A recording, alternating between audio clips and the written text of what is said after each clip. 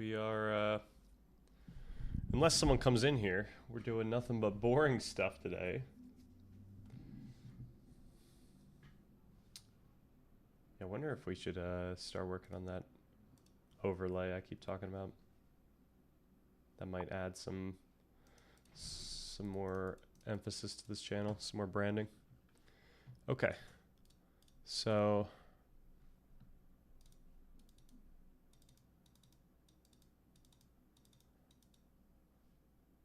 yeah, I think the only thing I think we can do, and this isn't going to be a long stream just because I still have to edit the video. I think we should just find B-roll stuff. So this is going to be a link to the video.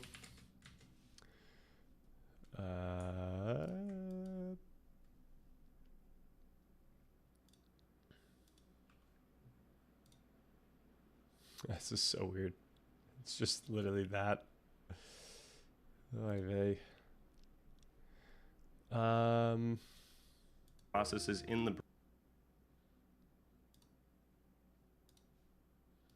So yeah, we're copying this. We're just throwing it here. Boom. To briefly recap, we discussed the homeostasis.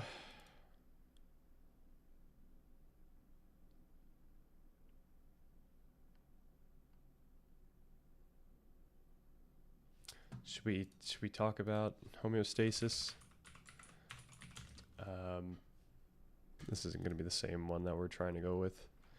I should probably go back to, what was the one in that video? Don't I have like processes in the brain give rise.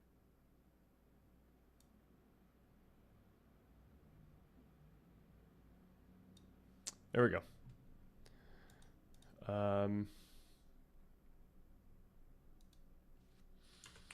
We could do this.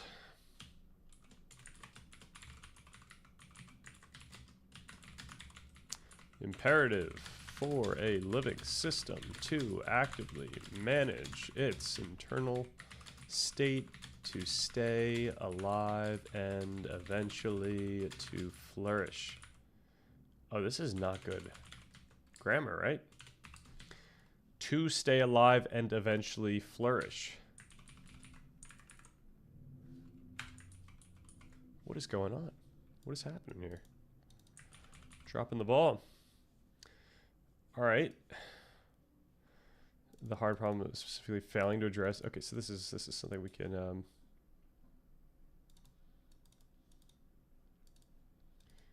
while homeostasis explains why feelings arose, it doesn't necessarily explain why it intuitively feels the way it does.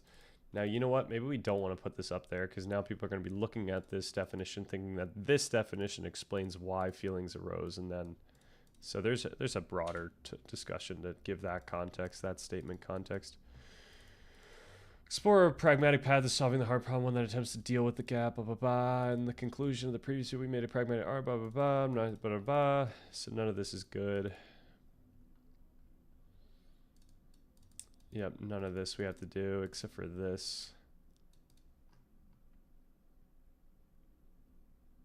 Unless I want to include this, but then say the imperative for a living system to actively manage to stay alive and eventually flourish. This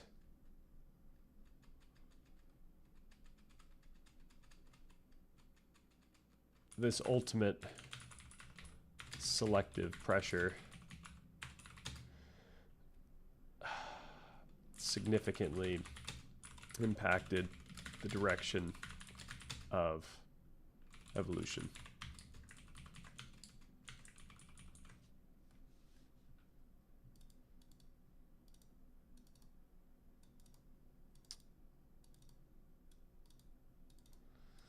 I don't know if this is a way to use selective pressure. This underlying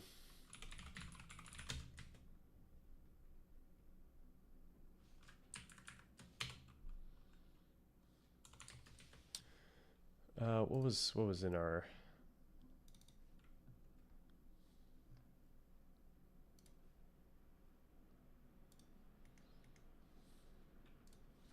probably even have good wording here. Man.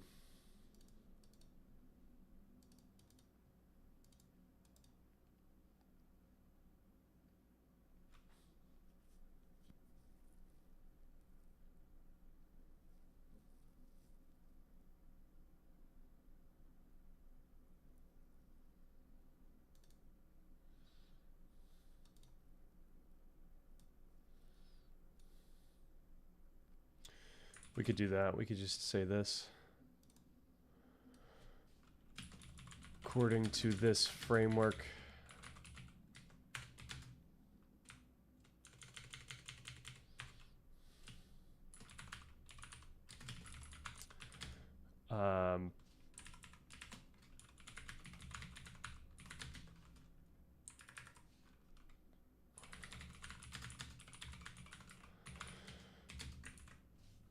consciousness wasn't a mysterious force evolved. Consciousness evolved as a highly sophisticated tool for homeostasis.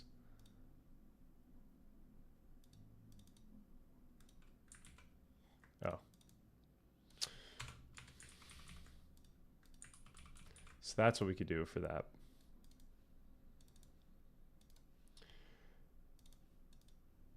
Because that'll mesh up with the why. Homeostasis explains why feelings arose. It doesn't necessarily explain why it intuitively feels the way it does.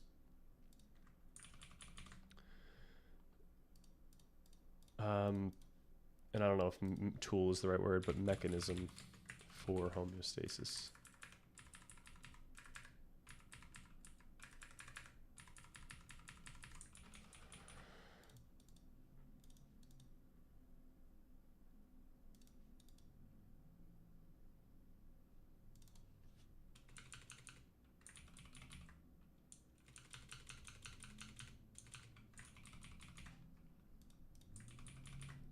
Boom. According to neuroscientist Antonio Damasio, consciousness evolved as a highly sophisticated mechanism for homeostasis. Okay. That's probably all we need to do there. We probably don't have to do anything else here. Right. When we get to neural correlates, we could drop this in if we wanted to.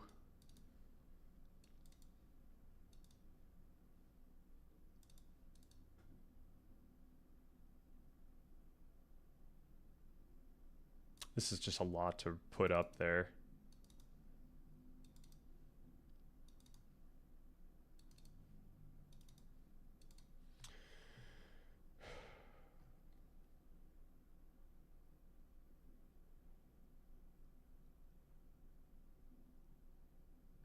Should we do one for neural correlates?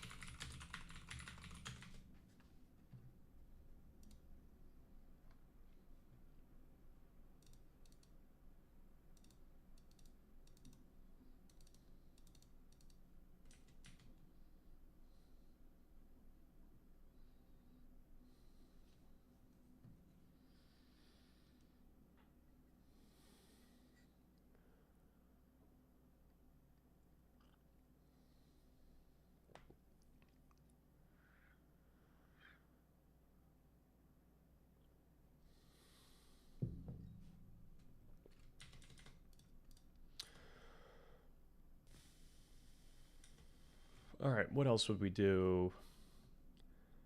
None of this. This isn't anything to provide information on, I don't think. Because it provides a plausible mechanistic blah, blah, blah, correlate with these blah, blah, blah.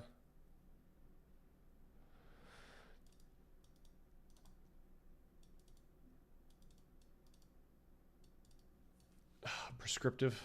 Should we do something for prescriptive? Prescriptive.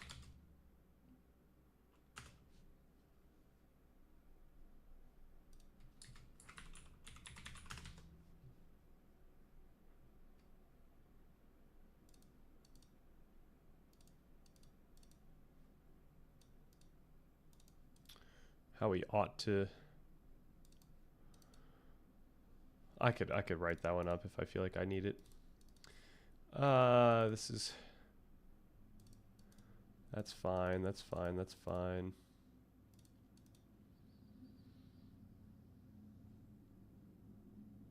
this is probably B-roll.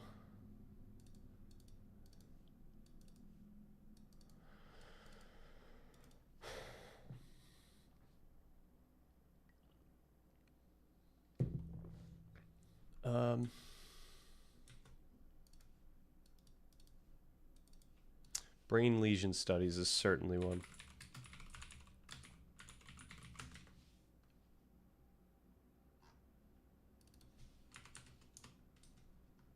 Is there no brain lesion definition? Areas of abnormal tissue in the brain that can be detected by imaging tests, such as magnetic resonance imaging or computed tomography scans.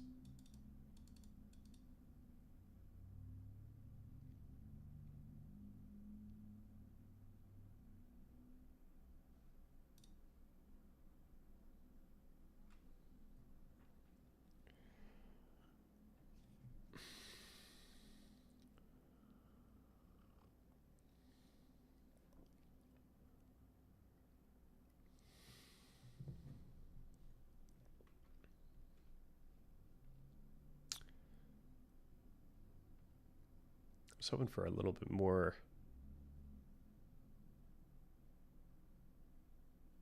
just like something more basic. Just damage.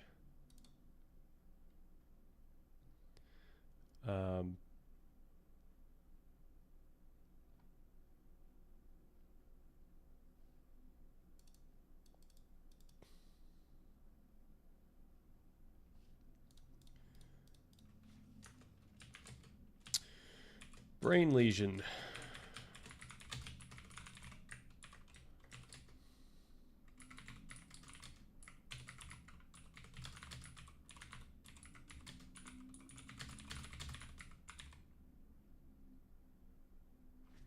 Can be caused by many factors.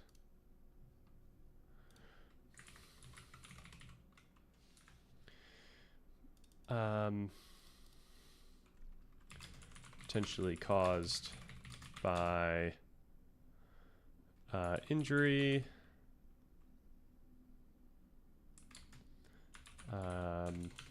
internal problems.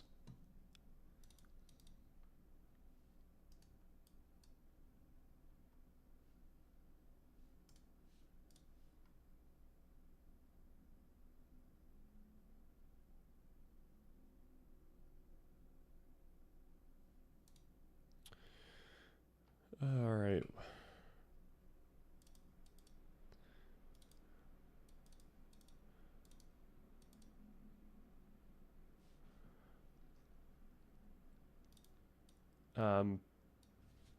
Areas of damaged or abnormal tissue in the brain, which can be malignant or benign. What is malignant, benign, not exhaustive? What would vascular? Yeah, I guess these are just different adjectives.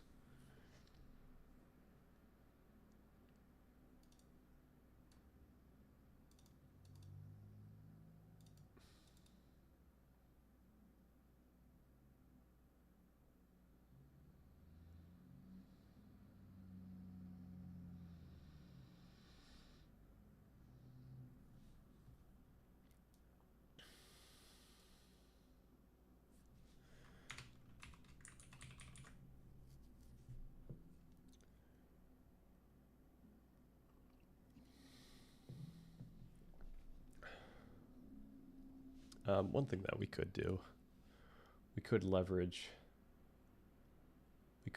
Gemini to give us a little more context of why we would use this.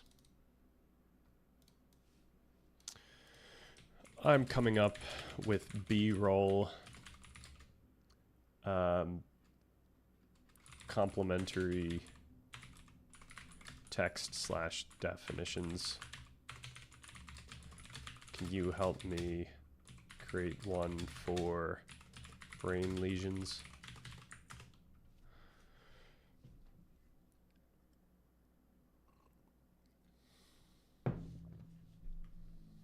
I'm curious if first of all, this is going to just give just a general definition. Areas of damage or abnormal change in brain tissue caused by events like stroke, traumatic injury, disease, or infection. Lesion studies are foundational lesion studies. So yeah, this is like the extra context that we would want. Lesion studies. I don't think I can do bold in the middle here. Allow scientists to correlate the location of damage with specific cognitive or behavioral functions that are lost or altered.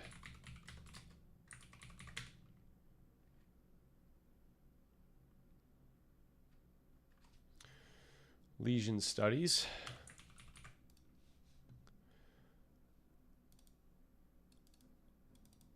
Okay, that's probably fine. So then we've got damage to higher order mapping networks. That's fine.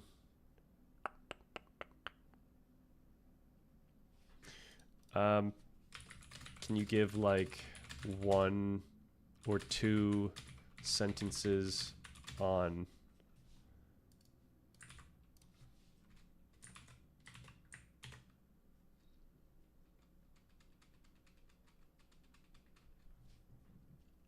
hopefully it's not each. It's looking like it's going to be each. This would be under the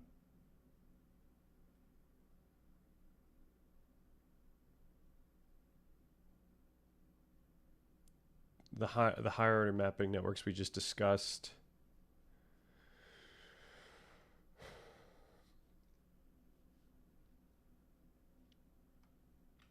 Consciousness related. How about mapping networks related to consciousness?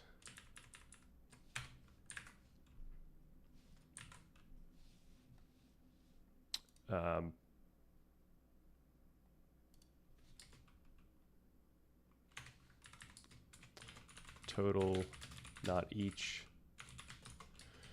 on that. Especially as they relate to Damasio's higher order mapping networks.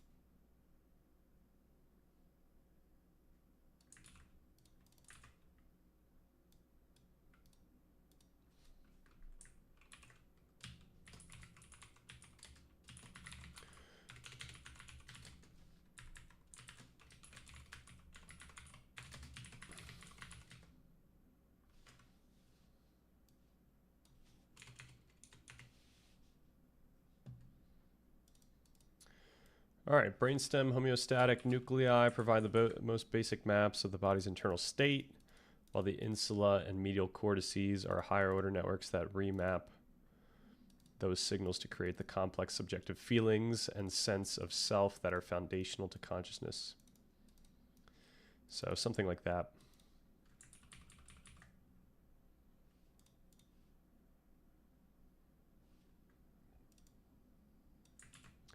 So I could just do this. And I could do higher, actually I'll just do this. I don't think we need to have a title.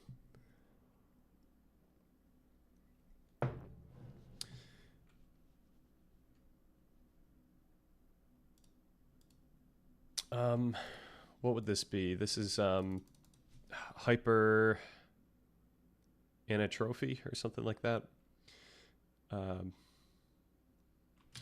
What is the... Oh, why am I updating this? What is the condition that we mentioned some children get? I think there's 2, right? But we're looking for hyper something.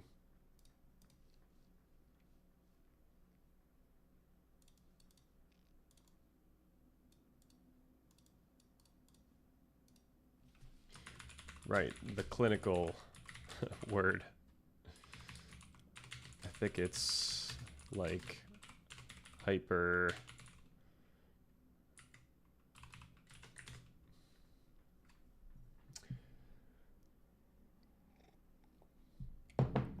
Could I just look this up? Hyper...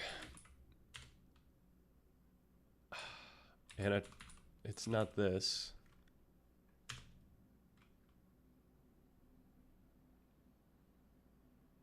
No. Hi. Jeez. Hydranencephaly. Doesn't quite match. Thank you. Can you do a 1-sentence blurb on that?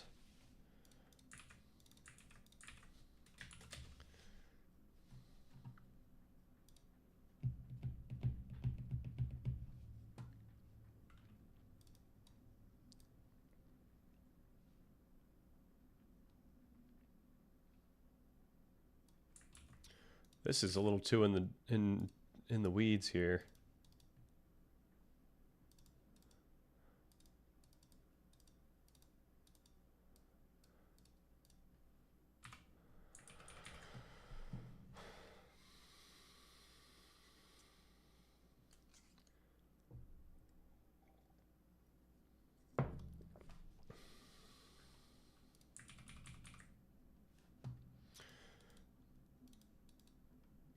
Yeah, and this might be a little too much. I mean, this is a lot of stuff happening really quickly, so I don't think we're going to be able to fit all of these cards in, so we're going to have to make concessions.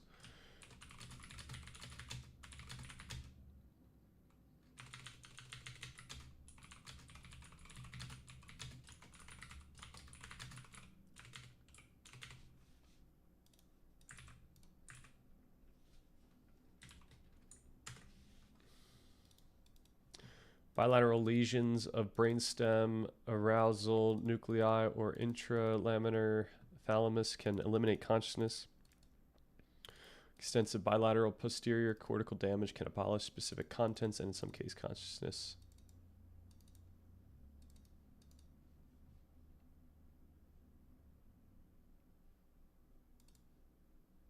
Oh, I did say 2. This on state allows the thalamus to act as a central relay hub, projecting sensory information to the posterior cortex, where it is processed into the coherent perceptions that fill our conscious awareness.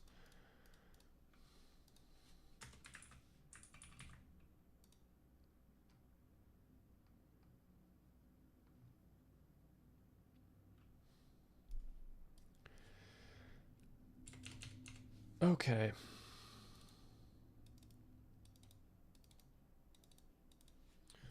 Let's do a, it's not the best vetting here, but are these true? We could do all of them at the end here.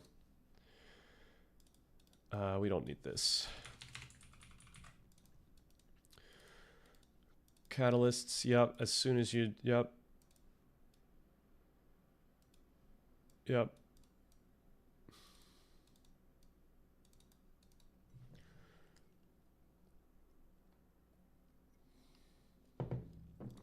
Okay.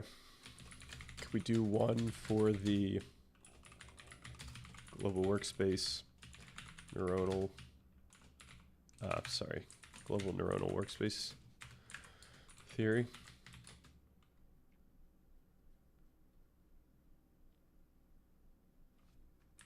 Could we do one for the, could we do a few sentences for that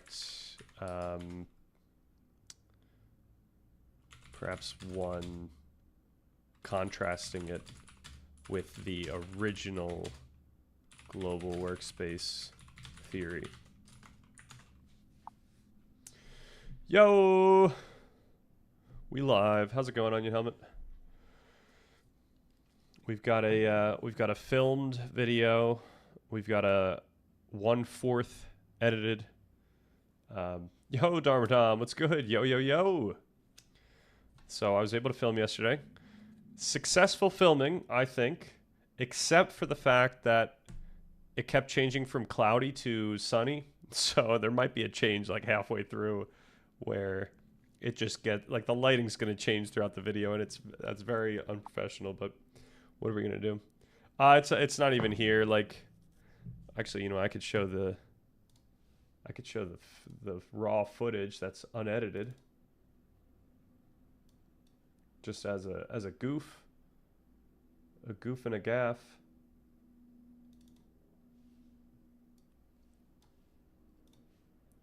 All right, so 2 hours of filming. And all right, when does it get? Okay, so it starts getting a little sunny on my chest here. Oh, and then I think I have to change my blinds because of this. So we're kind of holding it back, but it gets a little loud here. That's not bad. That's not bad, actually. It gets pretty tame again. Okay, I thought this was a lot worse when I looked. I mean, it does kind of go. The other room, the other room here changes all the way throughout the video many times over, which is funny. But yeah, there's nothing much more to show right now. I still have to put in a lot of the work. Tomorrow I'm off, so I will be working on that all day. I didn't see the last word of that. I thought you said praise God. Stan Richardson is.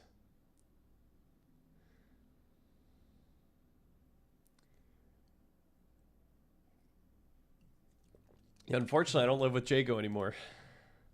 So it would actually be quite concerning if he walked past butt naked. Not to say that it wouldn't be concerning previously, but it would be quite concerning now.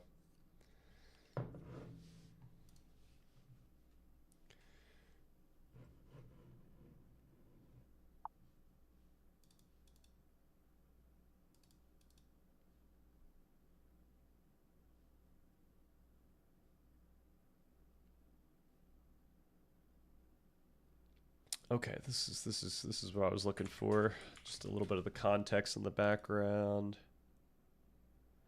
Though this is maybe in the weeds too much. It proves that conscious access occurs via non-linear process where a piece of information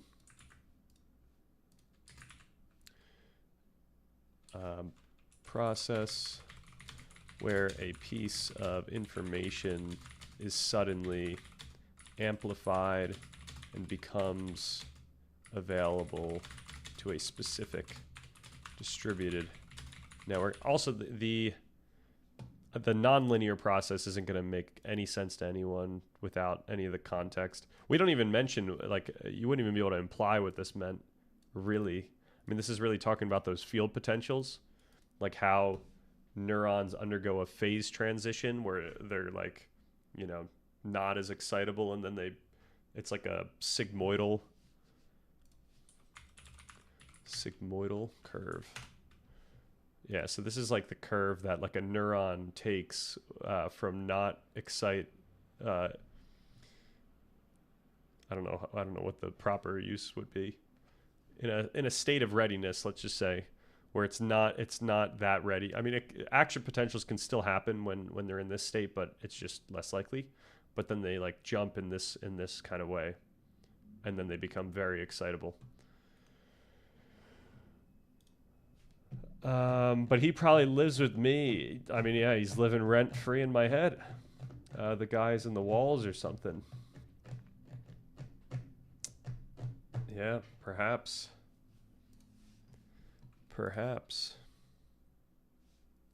So it proposed that conscious access occurs via a process I could say occurs when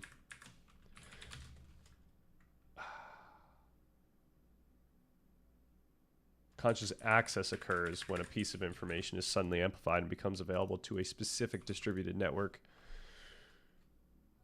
of neurons with long-range axons, primarily located in the prefrontal, parietal, and cingulate cortices.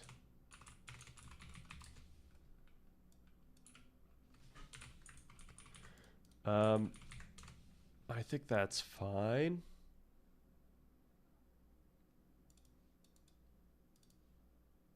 Except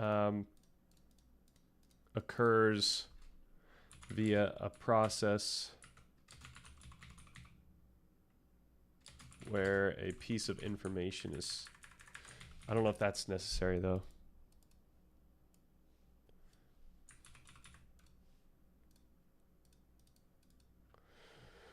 Yo, Embrace Primalism. Welcome back.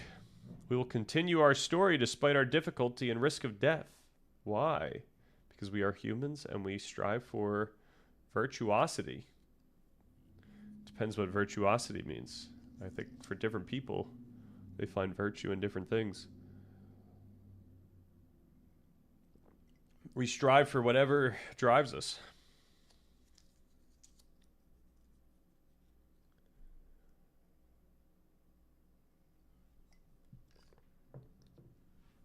I think maybe one of the main goals of part 3 is going to be linking our most fundamental drives, our most fundamental, like higher level drives, let's just say,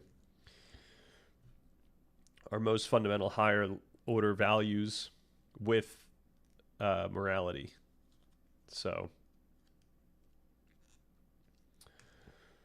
we strive for power. Oh my gosh, the enlightened strive for Enrichment Public Document Part 1. So does that mean that they get enlightened prior to reading, or that they become enlightened once they read, or is the Enrichment Public Document is just entertainment once they are enlightened, and then they get to just read it and laugh at how far off we are. They get a calling. It comes in the mail.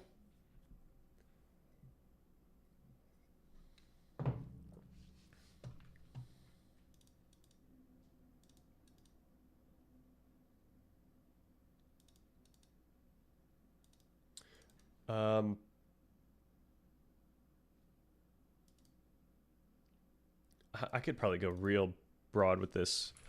When information is, let's just say not even suddenly, is amplified and becomes available to a specific distributed network. Yeah, I think that's fine.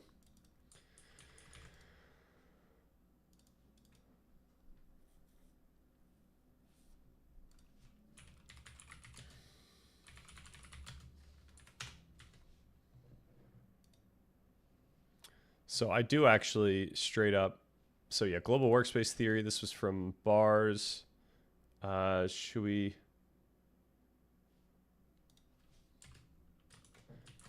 Bernard Bars. And then what do we have here? Where's the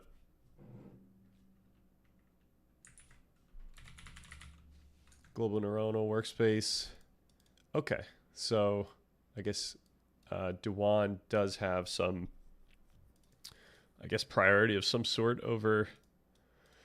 I'm not gonna be able to Shangzhou. No, it's got to be Shangyo. Shangyo. This has to be like French sounding, right? Shao, Shano.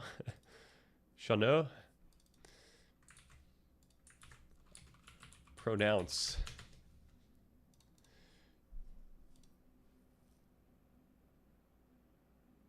Changeux. Oh, Changeux. Okay, I was actually pretty close at one point, I think. No, I didn't do the Sha. I did Changeux. So it sounded a little more Asian than French. Changeur.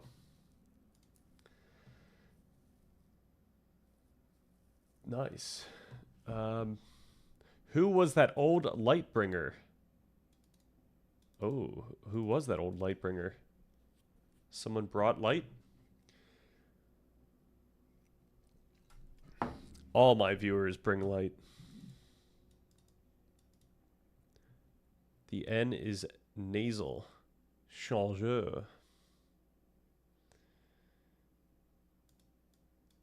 Yeah, I would love to be able to speak and pronounce French. That would be pretty lit.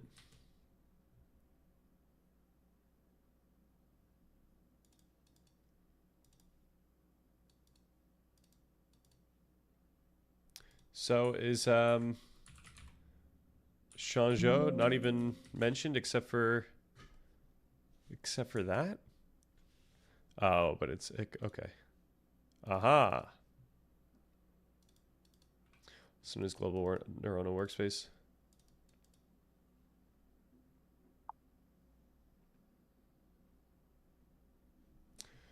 Right.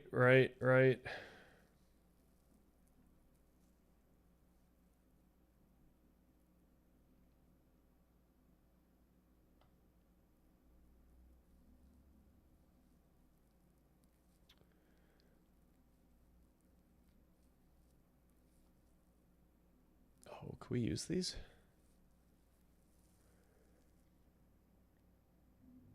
Nah, I couldn't even figure out what's going on here.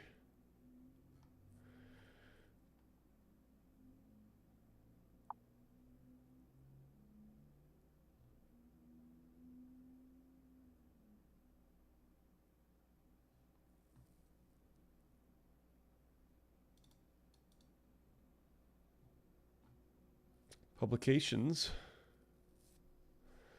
We're looking for later. I could have sworn there's something later than this. All right. Talking about Eosphoros, aka Lucifer, aka Lucifera, Dawnbringer, Morning Star, ancient cult title for the one who heralds the metaphorical dawn in the mind. Interesting.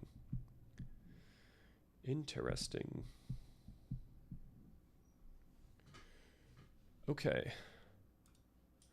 Yeah, we need to have a final fact check using our better performing AI after this.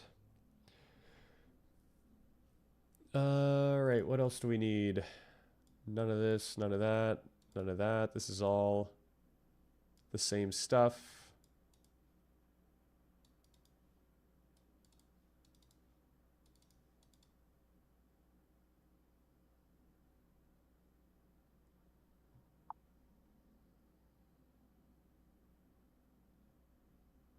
This one. This would be global workspace.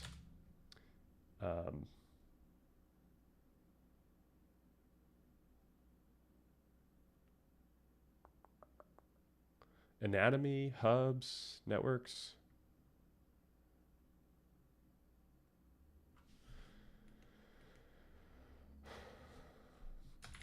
Regions.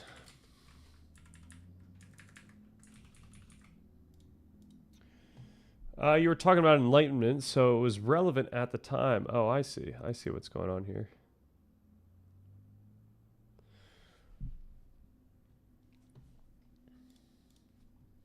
All right, reciprocal access, language areas. Nah, we don't need it for any of this. Linguistic self-monitoring. I don't think we need anything extra for these.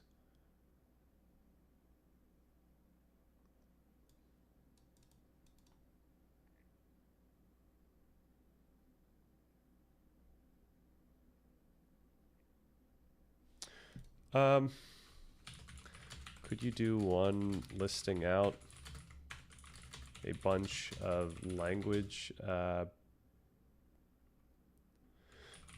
systems, networks.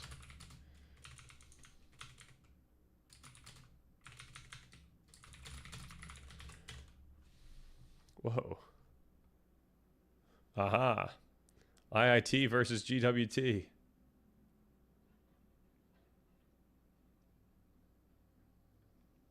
Where do people get these images?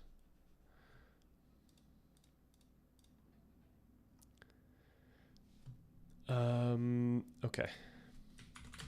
Needs to be a one sentence that just points out how varied, how various, no, how many varied, how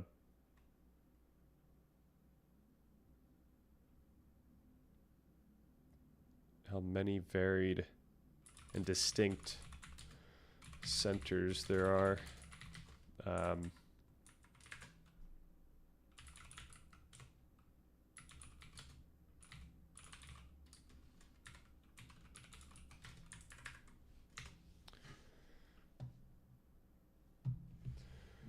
If only there were a book called A Concerned Citizen's Guide to the Linchpin of History and the Modern World. Is there a book called that? And why no? Are you going to write it?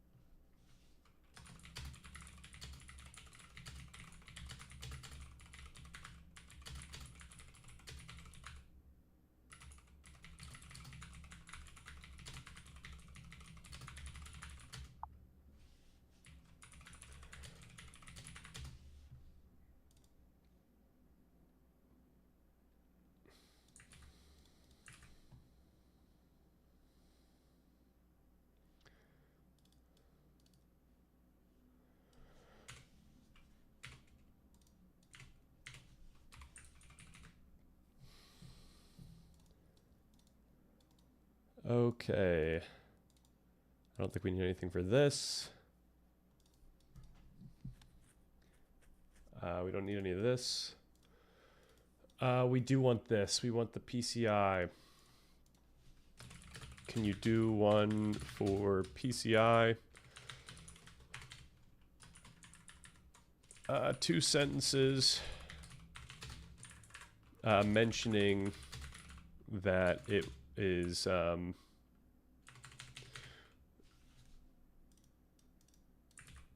that it was developed by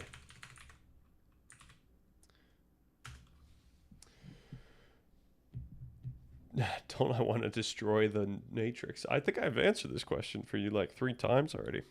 And I actually kind of like the Matrix, so I don't want to destroy it.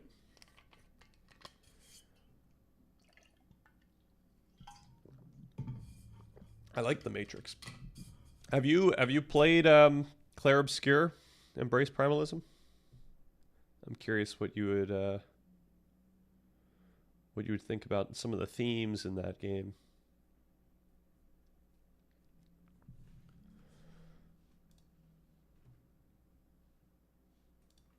All right, so we want this bolded, or at least that. It should be bolded. Developed by a key measure.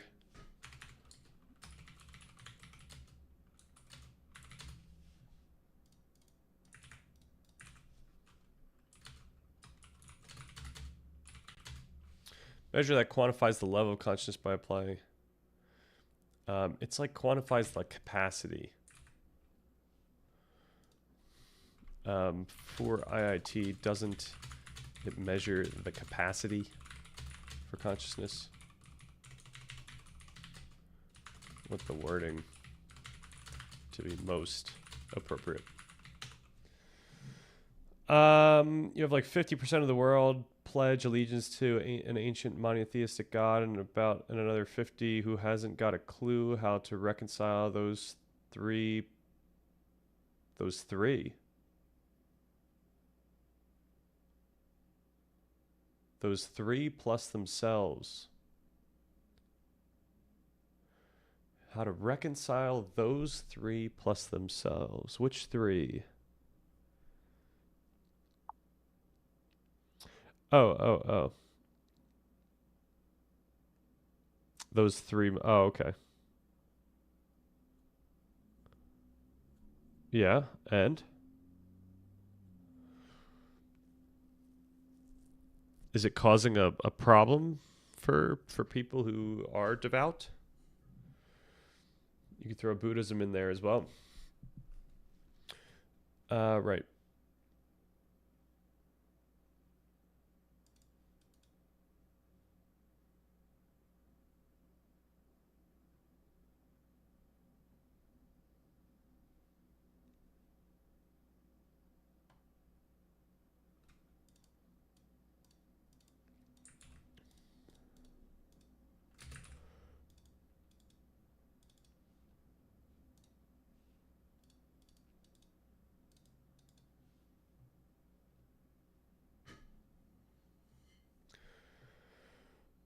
By applying a magnetic pulse to the brain and measuring the complexity of its resulting natural neural echo.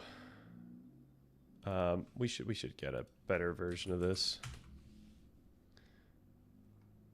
PCI IIT. Level of consciousness. Okay, I'll go with that.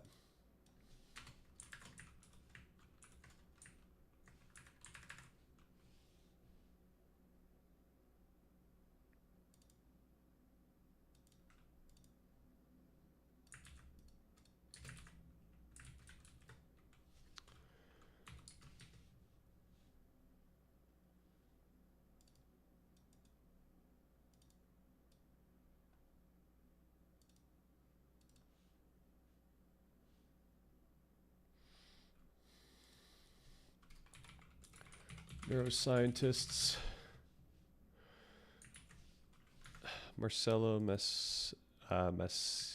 Massimini. And oh no, G. Who's G? Tononi. Julia.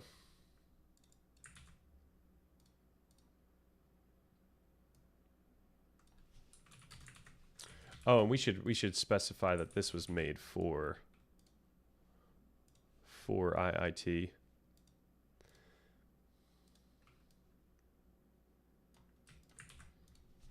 Can you add to this that it was developed and is used for IIT?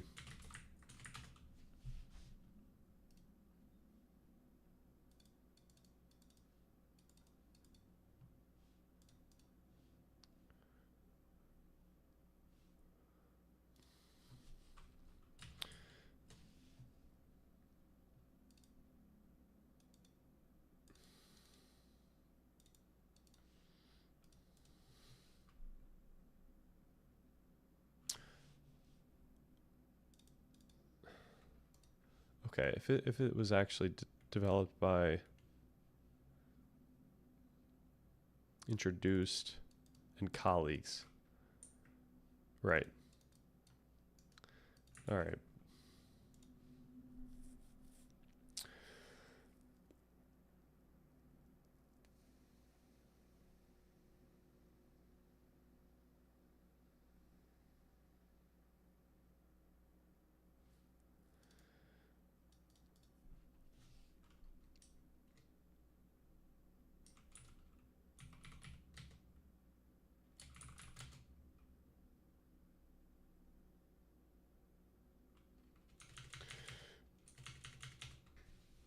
Quantifies consciousness by applying. Yep.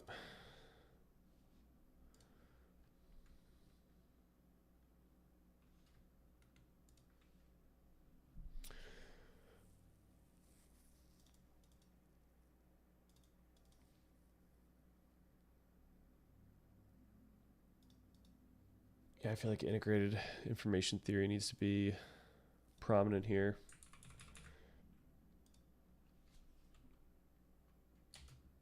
And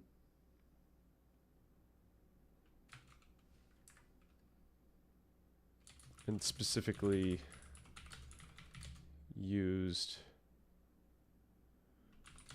to ground the integrated information theory.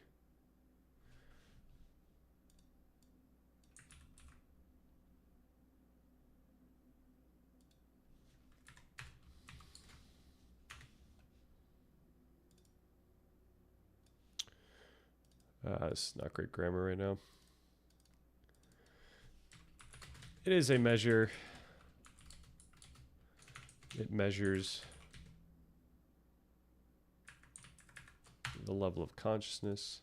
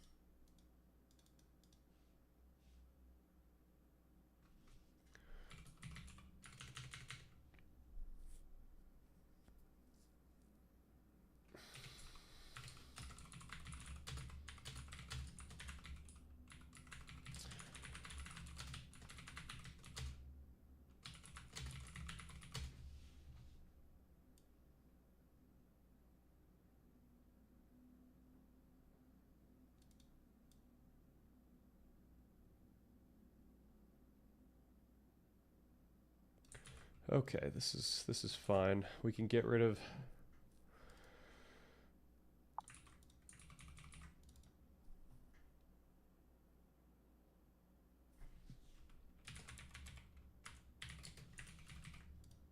measures a system's capacity to integrate information, and the theory's central axiom is that this value is the, and this theory's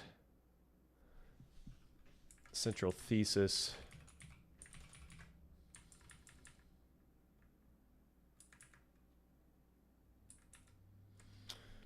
and the theory proposes that this value. I always wondered what they meant by the flesh and the blood. Okay. That was kind of out of nowhere. You're saying from these religions? Or from Catholicism?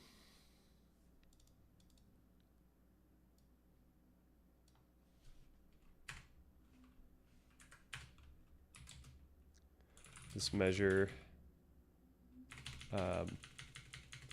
PCI quantifies consciousness by applying a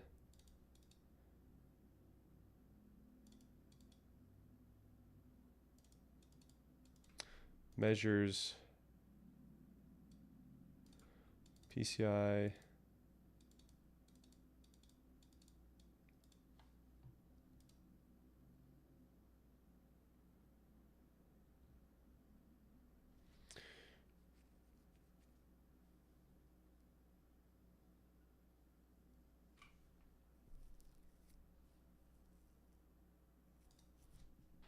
the complexity of its response.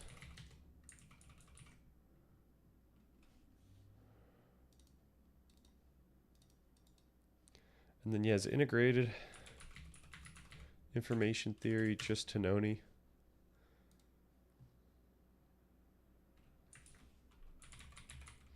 Proposed.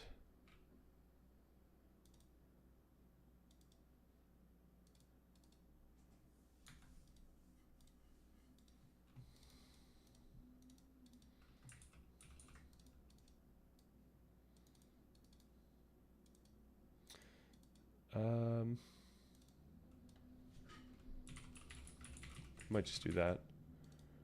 Neuroscientist Marcello Massimini and colleagues, PCI quantifies.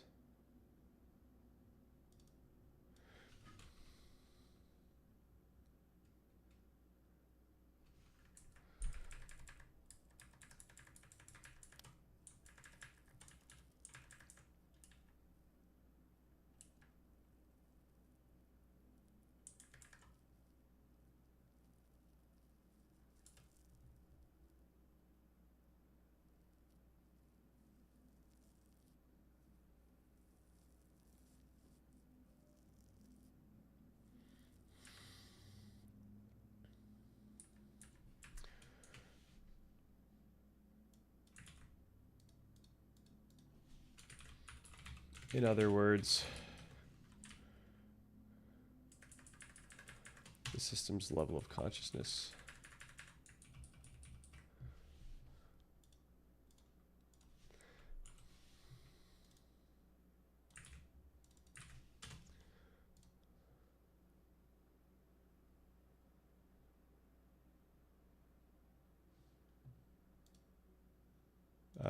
This is redundant with this.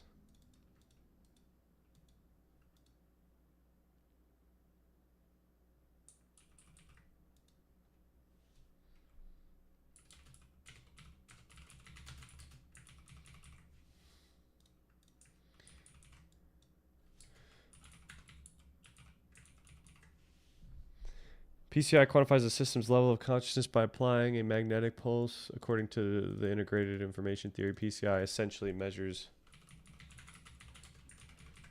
a system's the system's capacity to integrate information.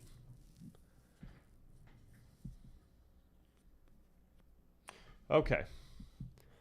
Yes, phi, the symbol used for IIT. Yep.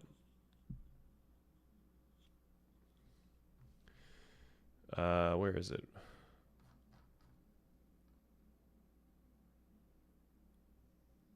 feel like it should be here.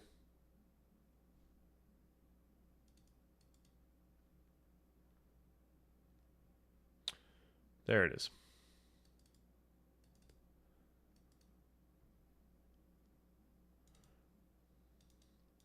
But IIT, I guess, is a little more.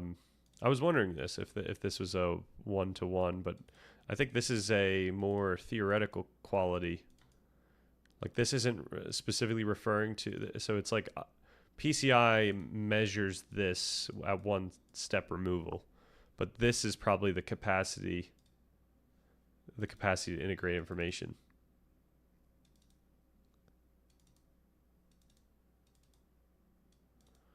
So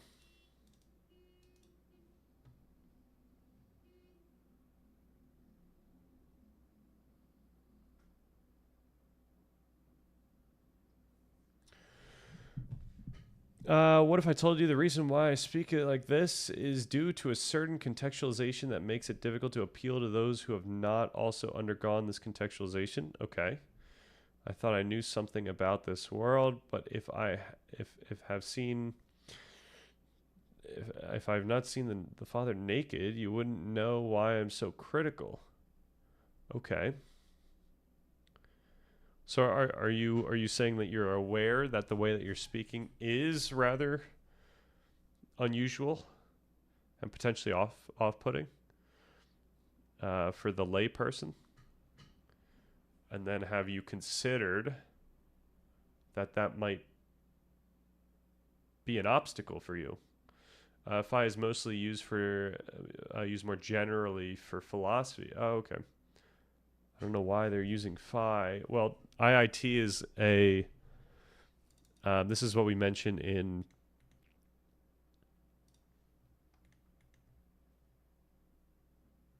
later on here. Where do we say it?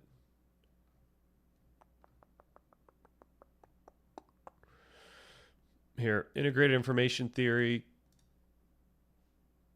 relies on the starting point. So integrated information theory relies on not only the Cartesian idea that consciousness is the only thing that we can be 100% certain of, but then it like actually derives like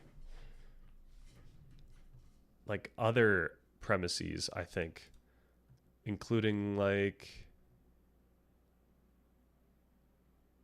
yeah, here we go. Right, starting from the Zeroth axiom, experience exists, IIT identifies 5 essential properties of experience: intrinsicality, information, integrated, exclusion, composition. Experience exists for itself. Experience is specific, unitary. So this is all the stuff that we specifically argue that we ought not do.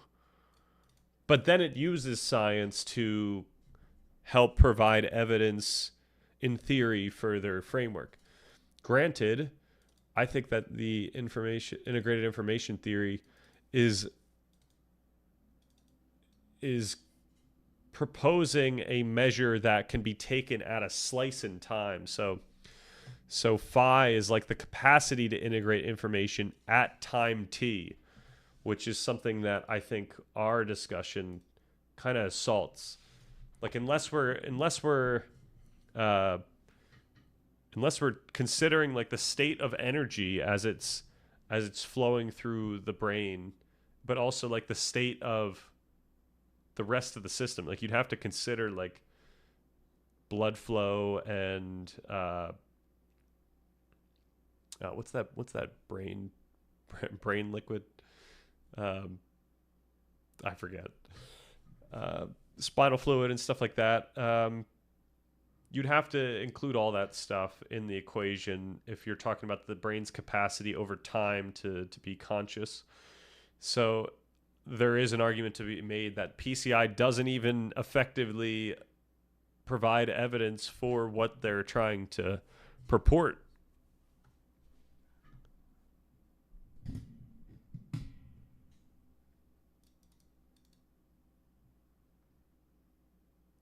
But yeah, this is why IIT's been criticized thoroughly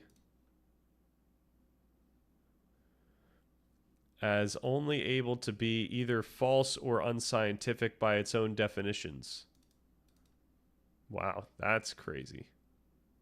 I haven't said anything as blunt as either false or unscientific. What did I say about panpsychism? Speculative at best. I guess essentially I said the same thing, but this is pretty crazy. These are fighting words. All right, so I think we're good with that. We need to... So we got our measure of consciousness. We don't need anything for that. The atom of experience. I think we're good. Action potentials. We need the action potentials. All right, I need to get out of this guy. I think I want to do... Can you... I'm making... Actually, I could go to that same guy, but I could just not include my script.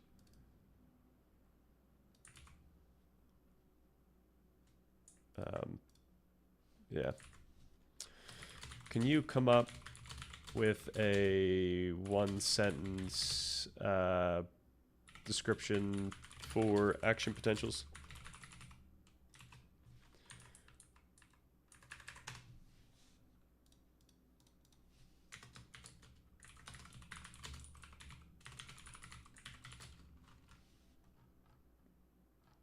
Have I been...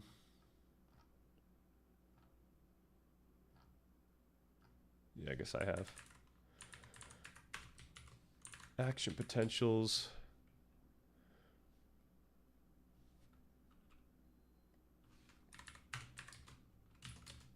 A brief, powerful electrical impulse that travels down a neuron, allowing cells to communicate signals rapidly throughout the nervous system. Beautiful.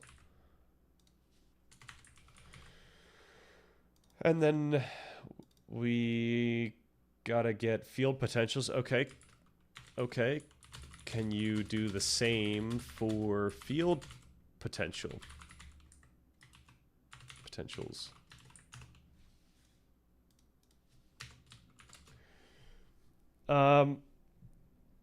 Was the founder of IIT a mathematician? That's a good question. neuroscientist and psychiatrist. So a neuroscientist who, I guess, somehow went a more metaphysical level or route to a theory on consciousness.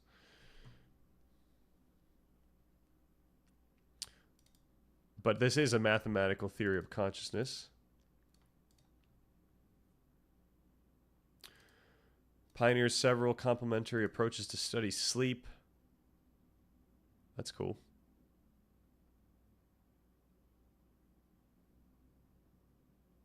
Is a leader in the field of consciousness studies.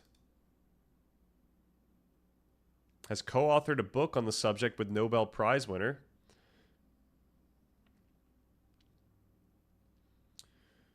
A theory of what consciousness is, how it can be measured, how it is correlated with brain states, and why it fades when we fall into dreamless sleep and returns when we dream.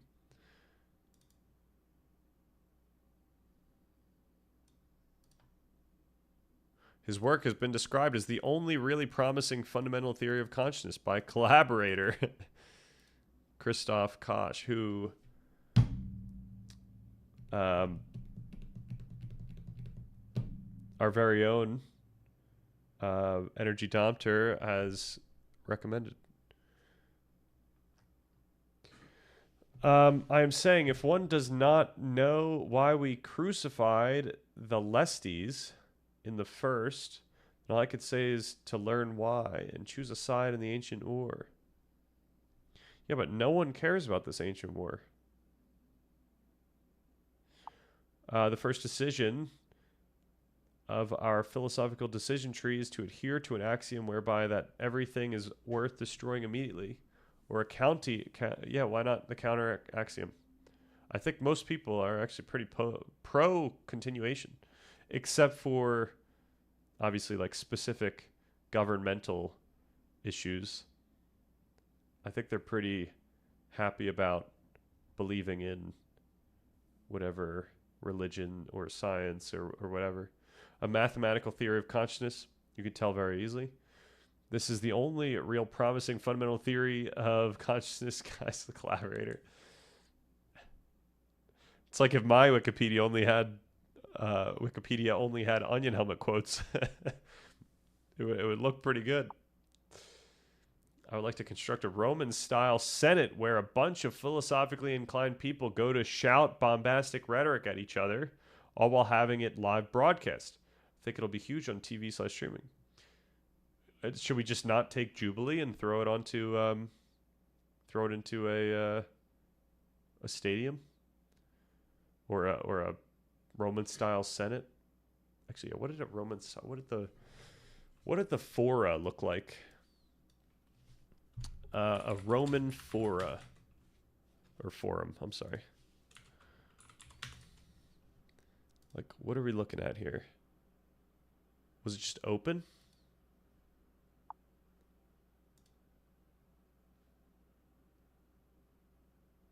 Whoa.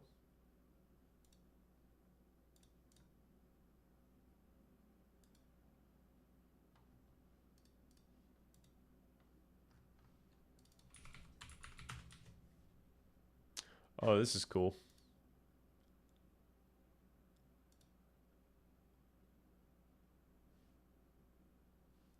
Yeah, I guess it would be nicer to have it inside. Even though I do like the idea of a bunch of philosophers talking outside. I feel like we never see philosophers outside. Isn't that kind of crazy? I mean, I guess it makes sense. Jubilee doesn't have the vibe. Yeah, you're right. It doesn't have the vibe. We need to be semi-selective with the people that we're putting in. And okay, we should do this. We all have to be wearing stuff like this, though. Like, I think that would actually be so funny to set one of those up. If I read correctly, that famous painting of the Roman Senate is entirely made up. Oh, is this the painting? I'm sorry, is this the painting?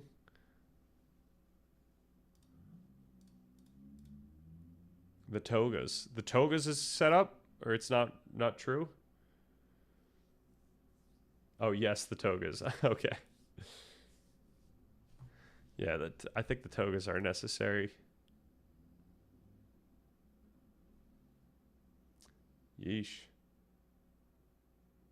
All right, when am I looking at the Colosseum versus something else? Like, is this not the Colosseum? Is this a different building that was just circular and also no? But like they can't be making multiple buildings that have crazy rooftop closings.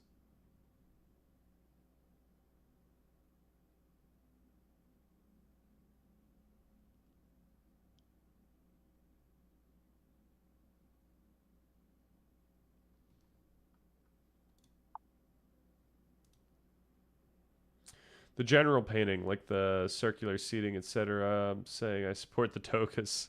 So do we not know what it looked like?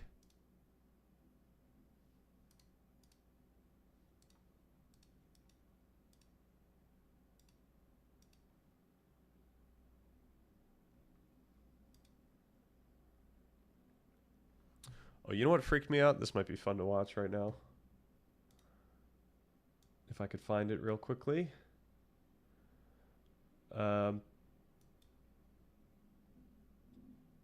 Yeah, I could find this. Oh, yeah.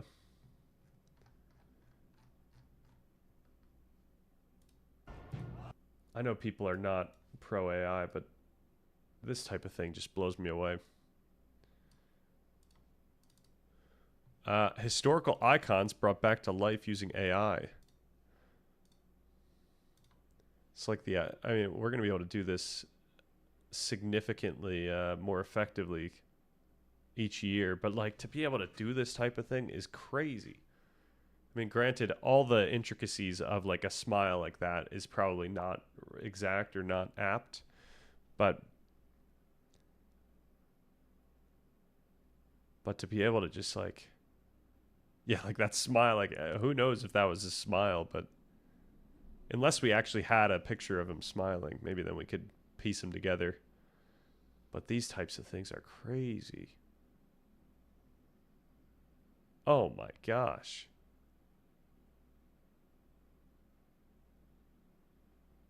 I'd follow him into battle. All right. The Coliseum is just an amphitheater. We would have Alex O'Connor wearing a toga while getting heckled at by the anti-panpsychist senators. So there's senators involved? Right, most people, but there are some and intellectuals who need some viable and reliable way to prove the antithesis to immediate destruction, or at least why the opposite of continuation is wrong. I think the burden of proof. Well, I don't want to say this because then you might start throwing proof at me. Yeah, I mean, once again, you have to convince people somehow. Otherwise, we could argue about it all day with our platitudes without any way to prove each other wrong. Exactly. There's no proving anyone right. It's just whether people are compelled. That's arguments in general. That's all arguments. The physics does not give way to an ethical use of physical innovations. They merely exist to serve the agendas of those who wield them. I think they, our understanding of physics can be wielded, can be wielded by anyone. You know, I can go outside. I could maybe start a fire in the woods if I had a rocks or flint. All right. There might have been semicircular senates and whatnot in Greece and Rome. Very nice. Yeah, I like this idea though that there were just like philosopher like in Greece, like was it Socrates? Was he the one that got killed? Like he was just kind of chilling in the main place where people talk philosophy. Like imagine that was your day. Like you knew you were just walking to the philosophy place to go speak some philosophy with just fellow people. You were just out there to troll. Socrates did, yeah, that's what like he did it for the sport. He was out there just saying stuff that made people upset, and so they had to get rid of him. But Plato and Aristotle were fine. Aristotle went to be Alexander's tutor too. Yep, that's some cool lore. I think that's kind of insane. I'm curious if it did help them think through strategy or anything.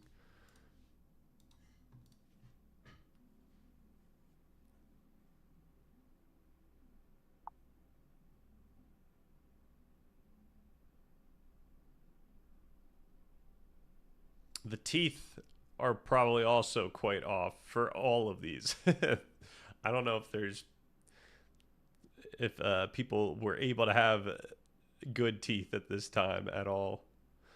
That I could be completely wrong about that, but a lot of the teeth that we're seeing is pretty nice. It's pretty modern, well-kept teeth. Wow.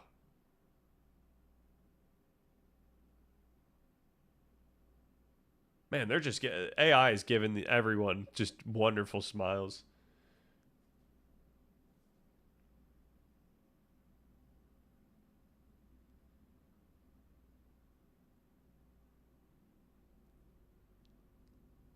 Yeah, like it is giving everyone like this very modern look in terms of their I don't know, the way they are. Yo, Swaggy Yams, what's good? That is not Genghis Khan.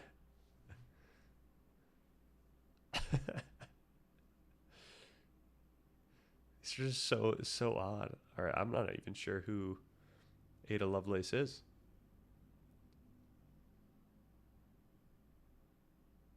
I wish they had the year as well, because I'm guessing Cleopatra might have been the farthest one back. Oh, Tesla.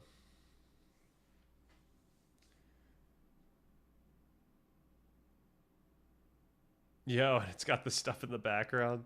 That's crazy.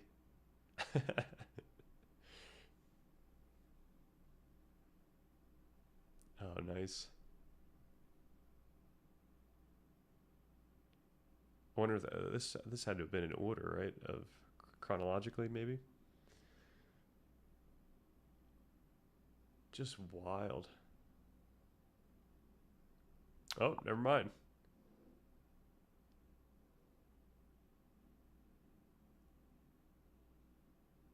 Wow. I don't know if that smile would be right, but I guess it does make sense that it would look that young. Oh man, Bach.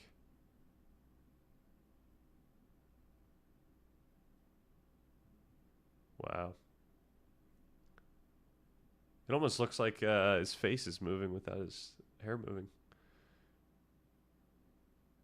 I don't even need to see this. I saw Daniel Day-Lewis do Lincoln. That is not how I expected his face to, or like the movement of the face to look. I think Ada Lovelace was a proto-computer scientist. Oh, nice.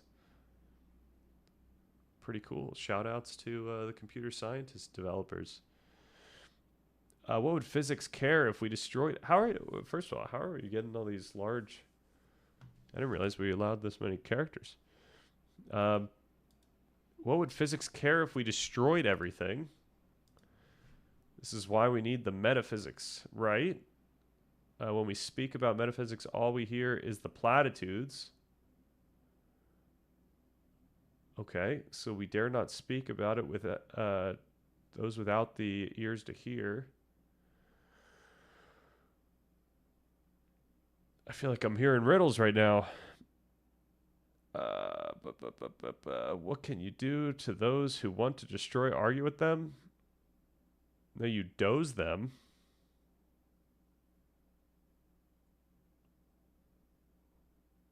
I'm not able to follow this. But I think we gotta chill. I think we gotta chill on the what I'll describe as propaganda. Or the fear mongering. I don't even know what this is. I think it might be fear mongering. We can't be fearful in this channel. This is a safe haven.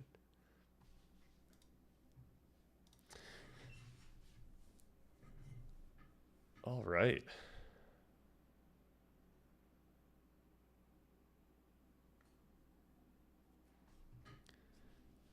Curious if more have come out on this.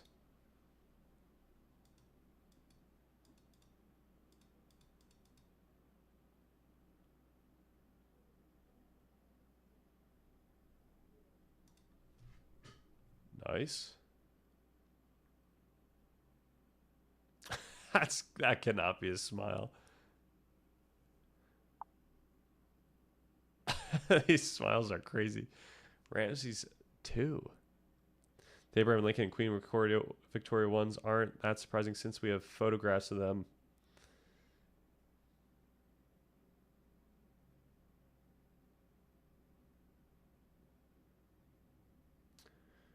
They made him Scandinavian. I don't know who this guy is either.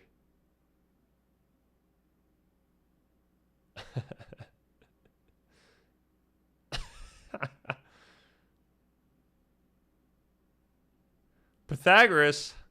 Oh, this is exciting.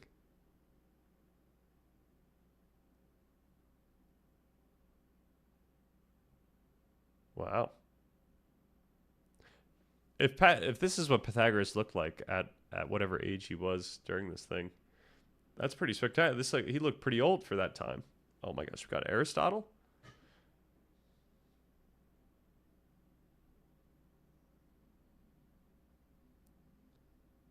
Oh my gosh. Looks like Gyllenhaal. Nice. What else we got here? Oh wow, short forms. Or short films.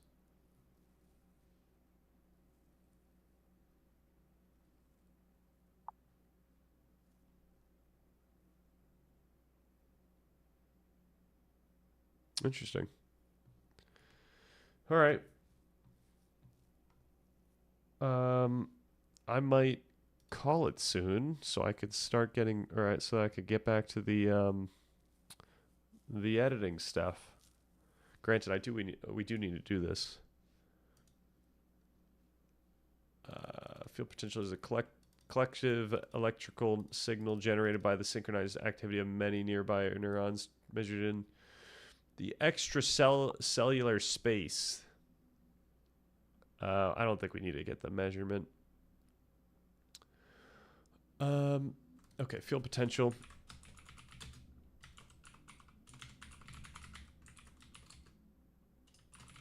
The collective electrical signal generated by the synchronized activity of many nearby neurons.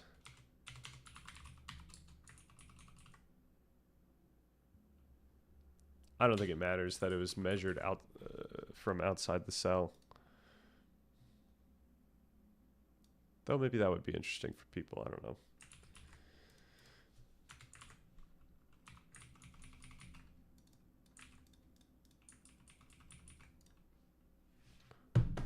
Beans are probably humans. Don't eat them. Pythagoras. Did he say that? And have we proved that wrong? Let's hope the algorithm gets to work like last time. Yeah, we have a real problem where I don't know where we're posting this thing other than r/consciousness and r/philosophy. Because okay, so the issue with r/philosophy, and hopefully no one hopefully no one finds this exact VOD and then gets me in trouble. Problem with r/philosophy is that I'm not sure what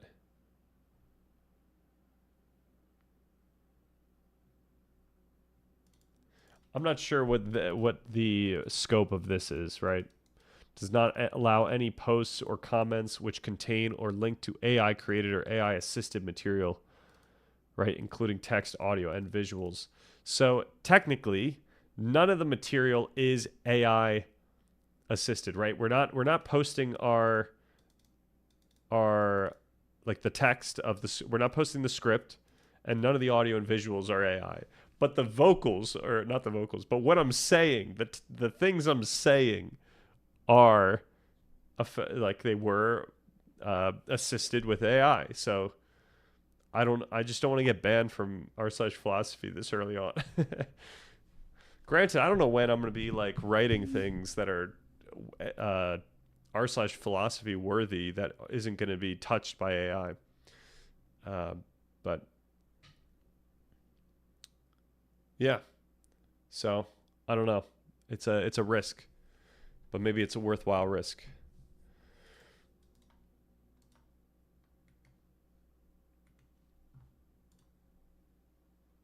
But yeah, I don't know where else to post this thing. I could try again on the Alex O'Connor subreddit. I was actually thinking about doing that. Maybe asking the mods like, "Hey, I did a response or a follow up to my previous thing, which was Alex O'Connor related.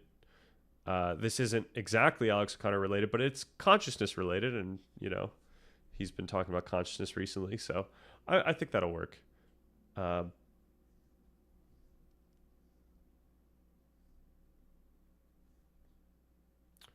wonder if people would be. I wonder if this is a good amount of time since the last one.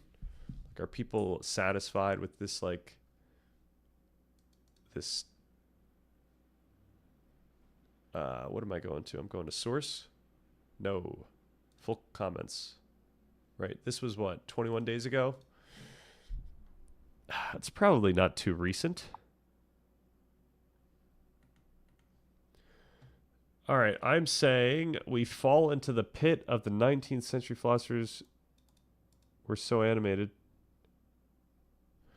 by when we deny the broken metaphysics of a dogma like... Okay, that's fine. Like, yeah, even though on this channel we are technically, fundamentally physicalist in our...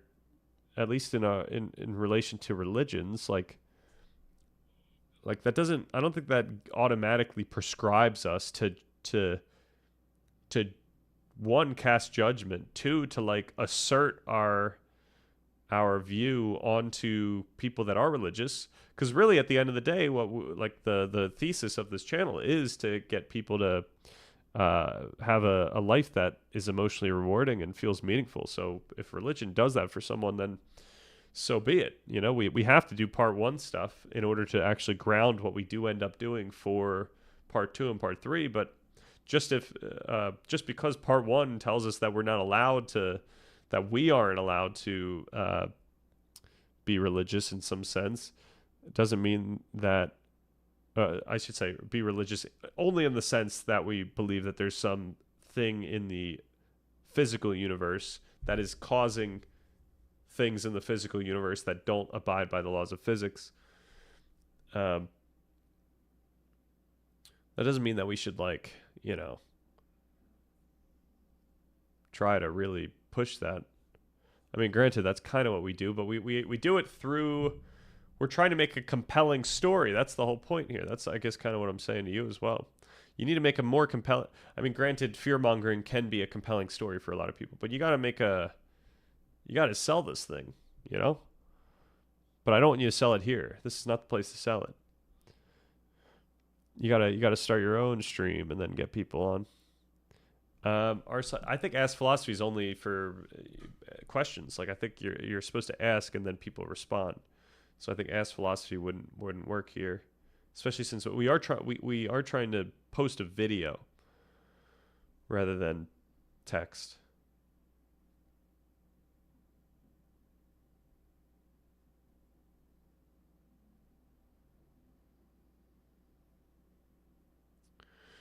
Imagine posing as a philosopher who does not at least know the lexical entry of Sophia. Well, I do not know the lexical entry for Sophia, so I am not a philosopher. Alex O'Connor does not read Greek. I think you're gatekeeping. Darmadam, maybe just reference that in the title, like follow up to my response to Alex O'Connor. Yeah, I think that might be the way to go. I'm wondering if I should ask, though, for permission in this case, since this might not be a ask for forgiveness rather than permission type of situation. But yeah, that's a good idea, doing like a follow-up to my response to Alex O'Connor. Yeah, that's actually great wording too.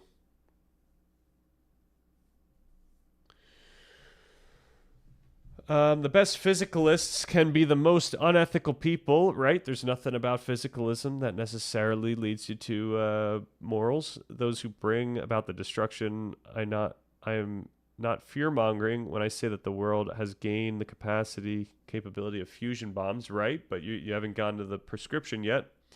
The metaphysicists are needed to show us why using the bombs to destroy everything. r/philosophy of science. Ooh.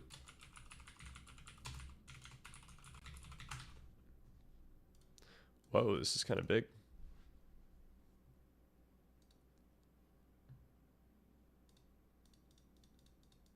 Yeah, this would work. Except I don't think there's videos. Do people do... Okay, what's going on here? Post your thoughts and links. Links relating to the Foundation's justification, social impacts of the scientific examination of the natural world, computing, religion, society, economics, history of science posts. In a nutshell, this subreddit is for all the thinking round and about science. Not so much the science itself, unless it provokes philosophical questions. Aha! So this would be perfect. Ideas for submissions. Are there rules? Are we doing rules anymore? No one has a video. How about past year? So this is a very unpopular subreddit, relatively speaking. But we could still cast our... No one's done a video, so I'm really concerned. Oh, that's a link.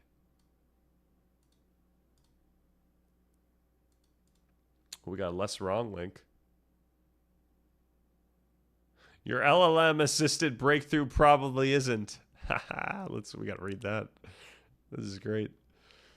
No, I guess this is saying scientific breakthrough, so this is not what we're doing. We're not doing scientific breakthroughs. We're not even doing like philosophical breakthroughs. If anything, we're just doing like conceptual syntheses. Syntheses?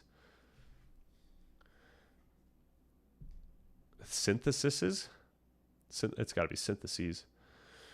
Why do the posts have so many comments but so few upvotes? That's a great question. Probably because they've got to be controversial in some sense. Like, granted, even our thing here has almost... Actually, that's a pretty 1-to-1. That's pretty good. That's not bad.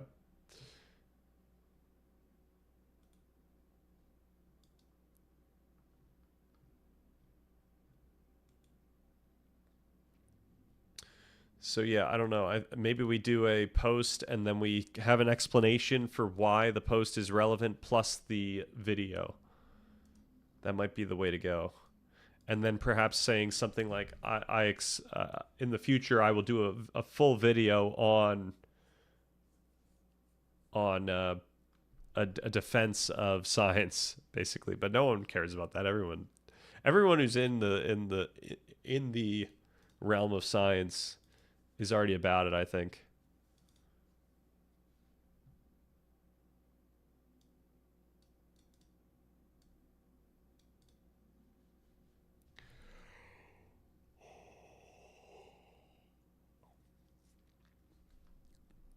Evolutionary Devo? What is Evo Devo? Evolutionary development?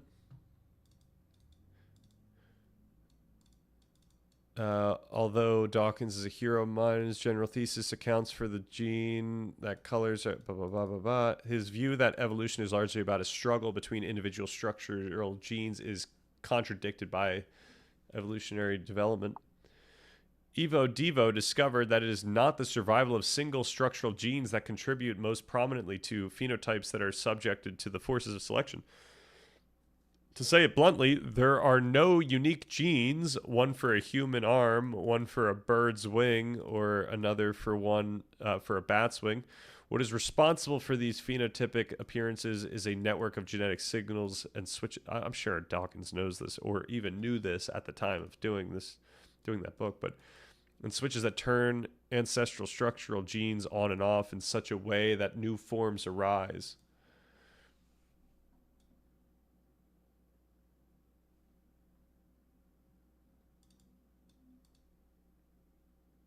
Right. The end switches is a perhaps something that Dawkins wouldn't have seen. The epigenetic factor of this. And as such, it is the emergence of such adopted genetic information networks that give rise to new species, much more than a survival battle of the best adopted structural gene. Though perhaps in the book, I haven't read this book, so. Networks that emerge in random little steps but are selected for by the selection pressures of the environment. 2 days ago, why does the universe seem to obey laws based on math? 0 upvotes and 138 comments. Okay, that bodes well for us.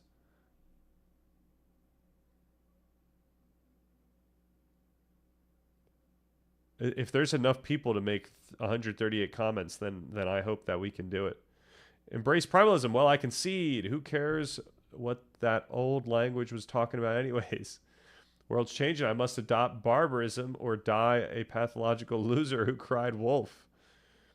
It's not necessarily a cried wolf thing. Like it's you cried Spanish. Like it's like you cried a different language. Like we don't even, like people can't even comprehend what you're trying to say because it's so like out of the norm, and people just aren't even prepared to understand what it is. But it doesn't sound good. Like you're screaming it, so it's it's scary when it's not in the same language, and it also sounds dangerous. Like it sounds it sounds destructive. So okay. Yeah, I think that's a good play. We should use that subreddit as well. Should I write this stuff down? Probably. I got to get the sources too. Places to post. All right, we've got r/consciousness, r/cosmic skeptic. Ask mods. Follow up to my response to Alex O'Connor's views on consciousness.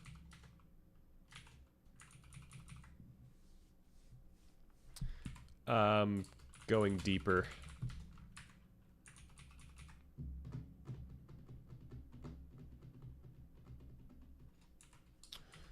Scientifically and philosophically. Something like that. I don't know. r/philosophy of science. r/philosophy maybe risky. I think it's still maybe worth, but who knows? That might be funny though. That might be good lore.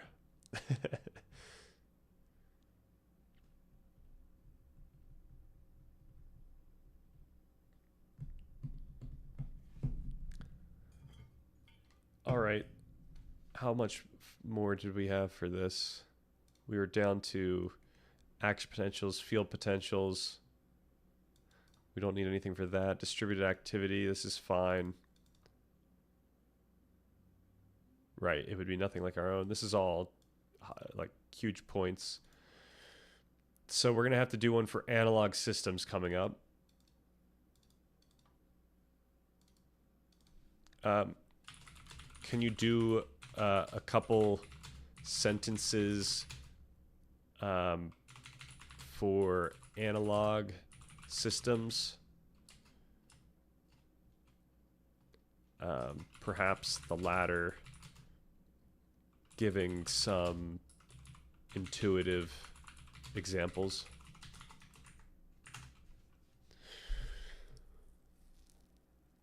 Okay. Oh, we should do this. We should do a... Yeah, we got to do this. Okay. Can you do 2 sentences on transient states?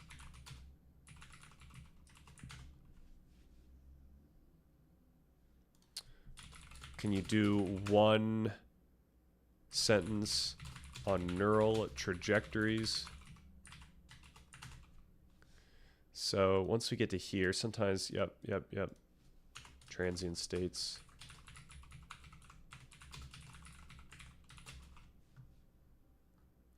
Transient state. A transient state is a temporary in-between period of changing where a system is active. Okay. We need... needs to be neuroscience.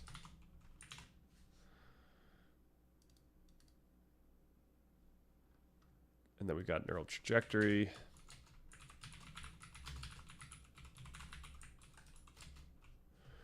Dynamic path that the collective activity of a group of neurons traces over time.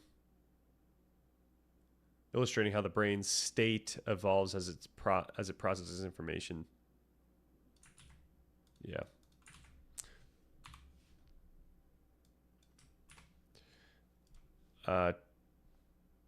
A brief temporary pattern of collective neural activity that arises as the brain shifts from one stable representation of processing mode to another. So this is a...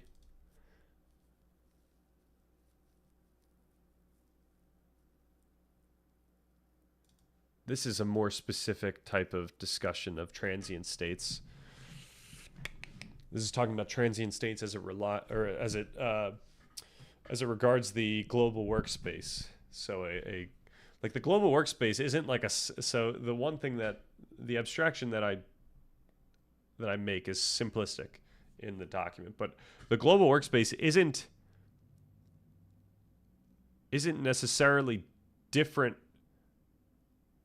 location wise than the systems that make it up. Like the cool thing is that the global workspace is actually comprised of many of the same neurons that operate in their local networks. So what leads the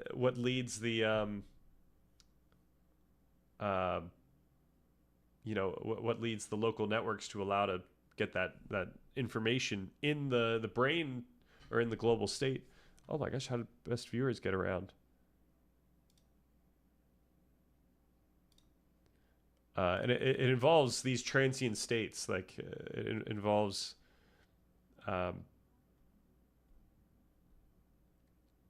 it involves transient states being synced up with the transient states of the global workspace. Whoops.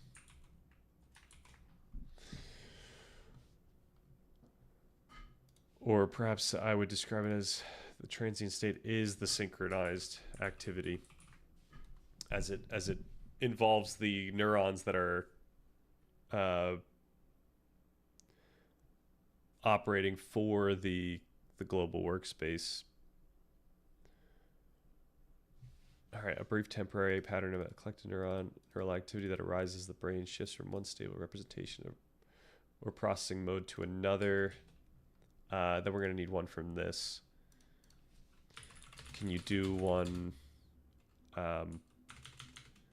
2 sentences on transient states as the concept relates to our discussion of regions falling into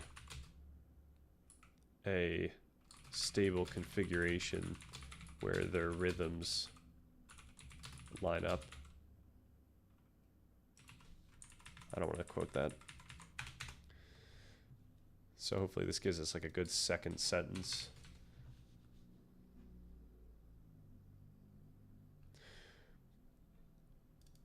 Okay.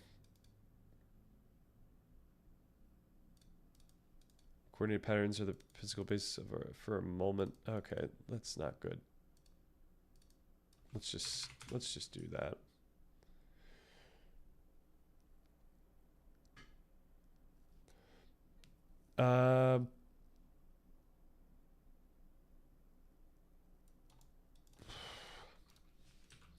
In this context,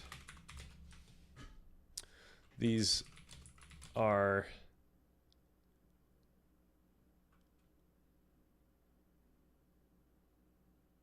these act as the temporary stable configurations which allows information to circulate smoothly across regions, across brain regions.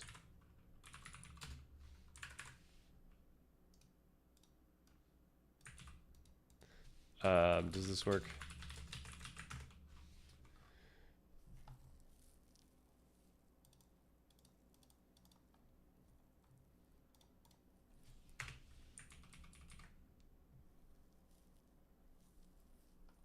Then we have the neural trajectories. We're going to have to give this another look over, but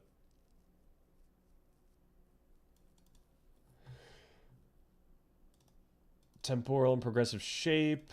I don't think we have to do anything other than analog systems. Yep.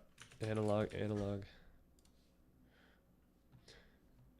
An analog system is a system that represents and processes information using a continuous range of values rather than discrete separate steps. Think of a light dimmer switch that smoothly brightens or dims, a traditional clock where the hands sweep continuously.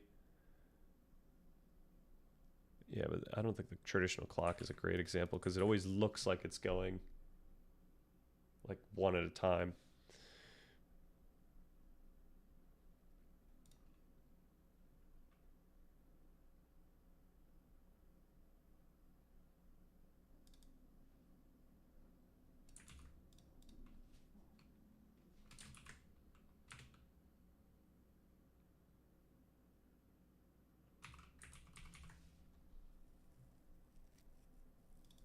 Maybe just that. Think of a light switch, a light dimmer switch.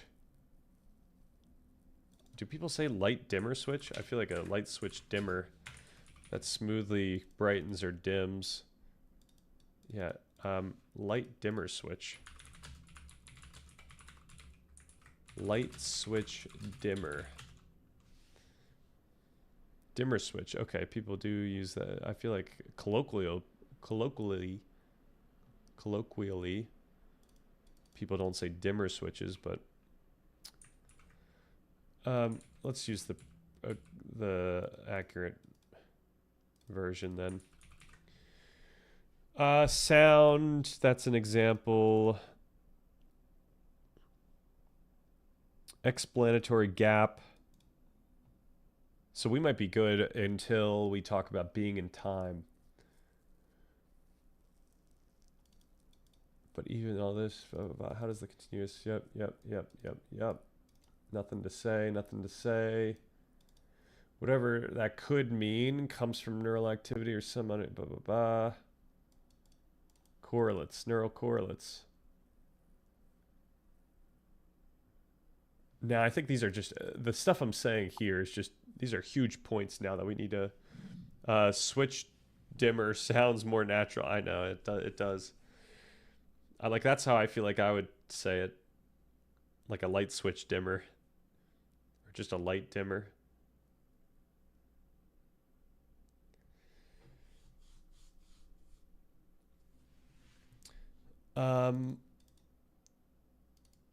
Phenomenology.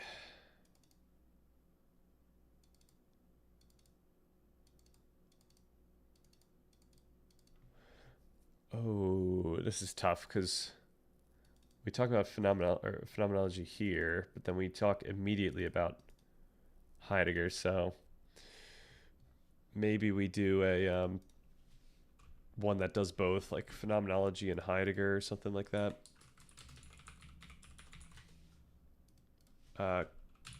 Can you do 3 sentences on phenomenology and Heidegger?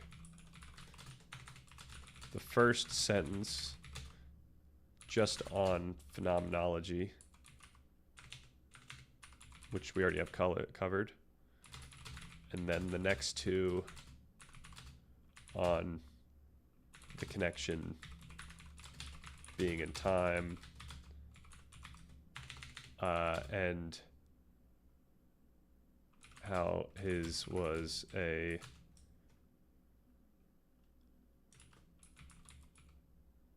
hermeneutic phenomenology. I feel like we should do one for hermeneutic as well.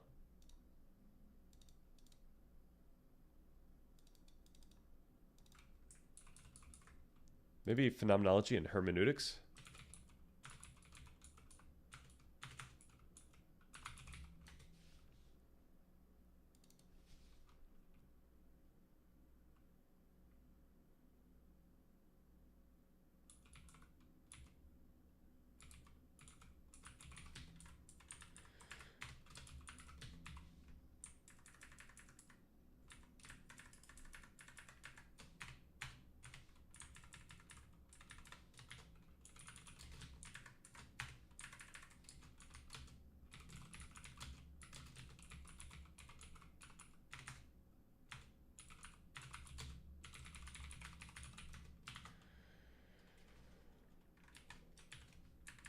Okay, let's see if that actually does anything.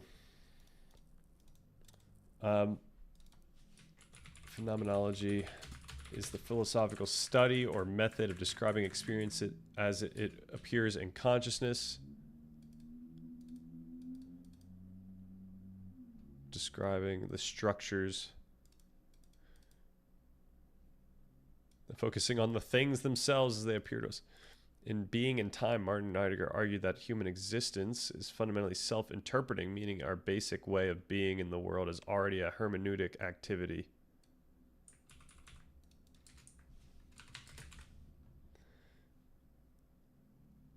We don't need Dasein. We don't want to throw that in there. Yeah, we could just have this up for both time when I'm reading both of these. I think that's fine.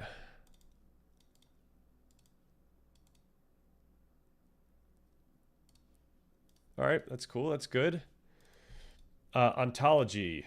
We should do one for ontology. Can we do one for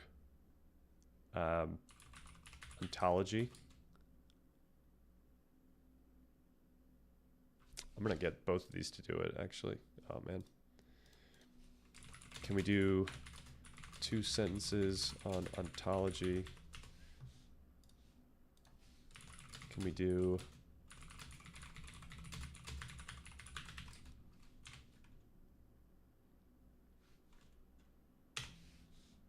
So ontology can go in 2 different ways. Ontology is the branch of metaphysics concerned with the fundamental nature of being, existence, and reality. Maybe we go in that way.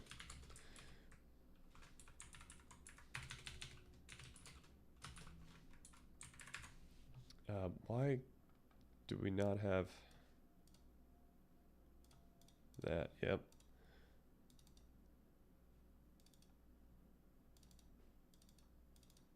Huh. Okay. What was this one? Is the branch that investigates the fundamental nature of being, existence. It seeks to answer the core question of what is and what kinds of things exist.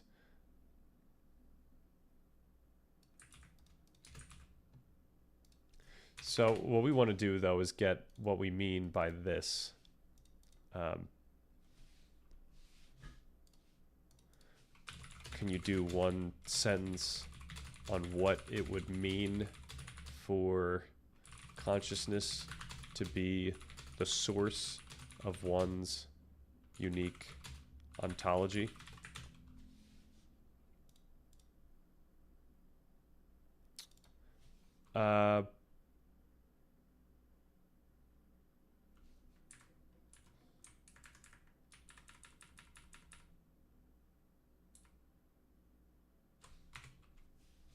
We could do this. We could try to expedite this.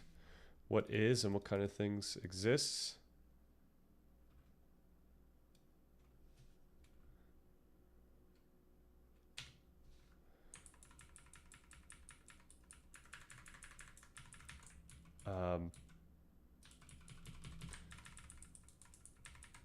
Seeking to answer questions such as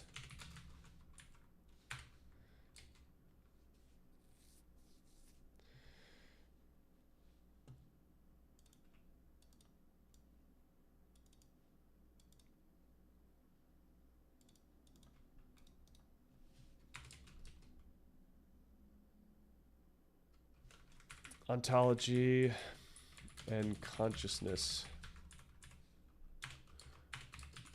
In our account, consciousness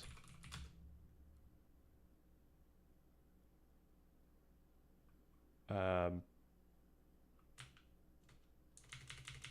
our account, each individual's entire framework for what is real, meaningful, and true for them is generally generated exclusively from their own subjective consciousness view or experience.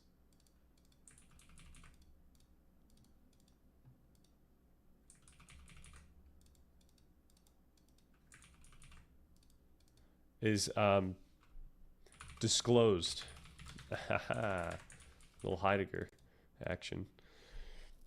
Is we could say manifests exclusively from their own. Yeah, let's do that. Each individual's entire framework for what is real, meaningful, and true for them manifests exclusively from their own subjective conscious experience in our account. Is this the right way to... Is this proper grammar? Is this proper grammar? Specifically looking to when the question sentence ends and the next sentence starts. Oop. Forgot another quote. Speculative and contingent. Should we do what contingent means?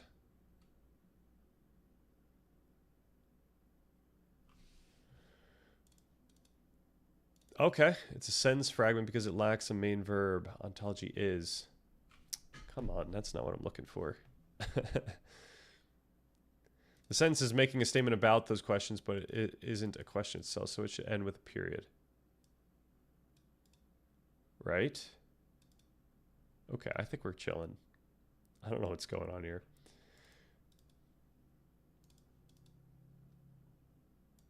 I think that's probably fine. Can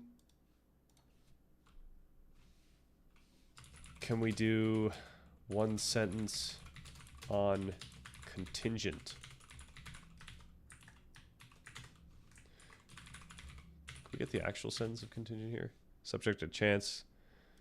Dependent on is kind of what, like contingent, I feel like, especially when it comes to philosophy and philosophy of mind, or theory of mind, contingent is like akin to our use of the word predisposition. Like contingent is like the other, like if you're looking the other direction, it's like predisposition. We describe how our current state predisposes us to experience the world in the certain way that we do, and contingency is like the description of our current state was caused by, and then you could go in many different directions for that.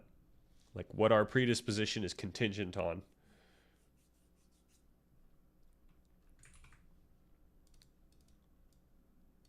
All right, as this is the one that's connected, right? in this context. Okay.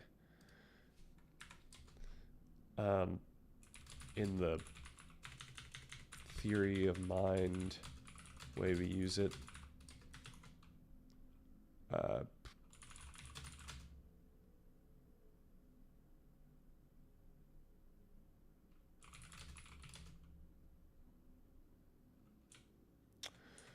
pointing out that it was affected by ...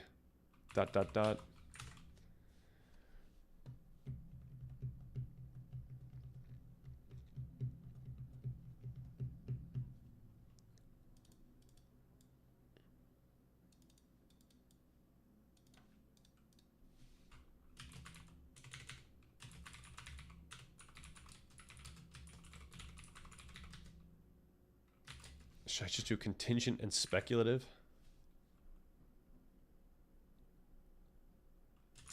In this context,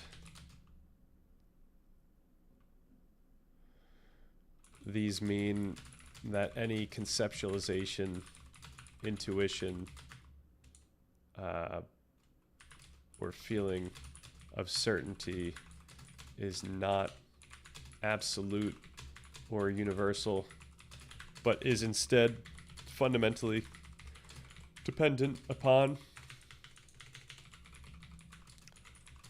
and shaped by our learned models, physiology, memory, language, cultural context.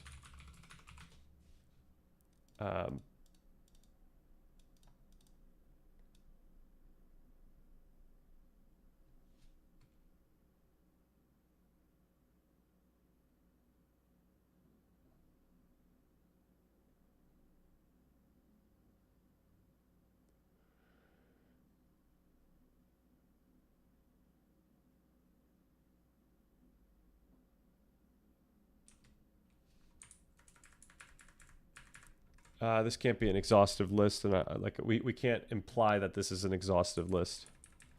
So dependent upon and shaped by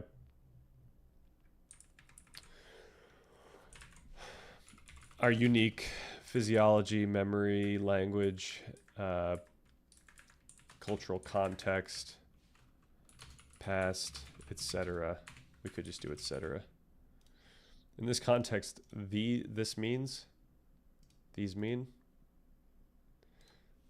these adjectives mean, these descriptors.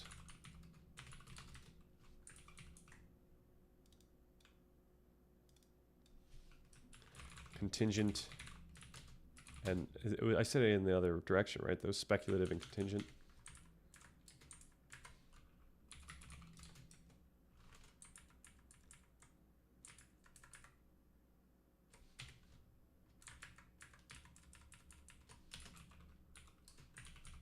I could just do this. Speculative and contingent. Any conceptualization, okay, and this is great because we do speculative first, which is not absolute or universal, and then contingent, but is instead fundamentally shaped, dependent upon and shaped by our unique physiology, memory, language, cultural context, past, etc. Okay, nice. Do we want to do something for frameworks like integrate? No, we don't want to do that. Chalmers philosophical zombie, we don't need to do that.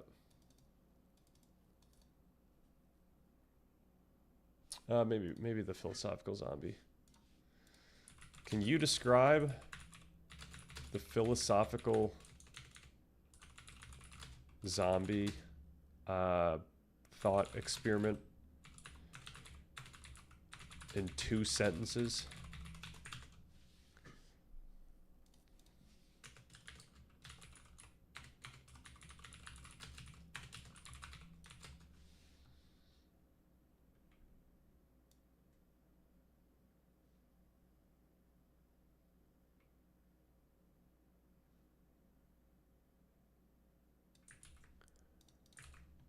All right, we actually do talk about a philosophical zombie prior to this, so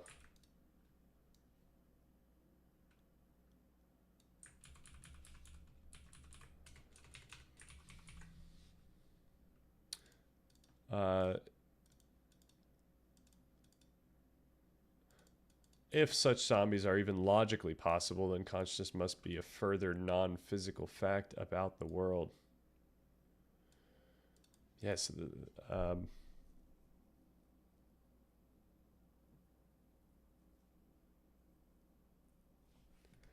right.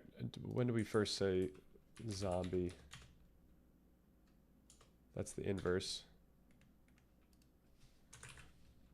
Philosophical zombie.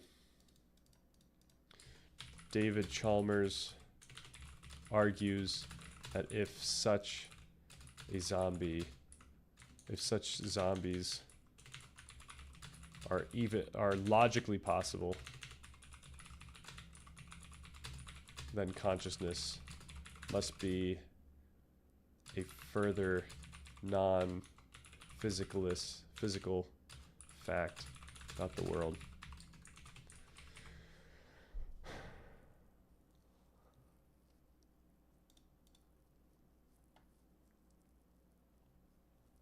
Yeah, we're throwing these fast at people, but I guess that's fine. There's a lot of text in between each of these that probably takes a little while. So I think we're good with that. We don't have to say philosophical zombie again. Conviction, a discernible heuristic. I do want to do something like a heuristic. Can you do 2 sentences on heuristic? Noun.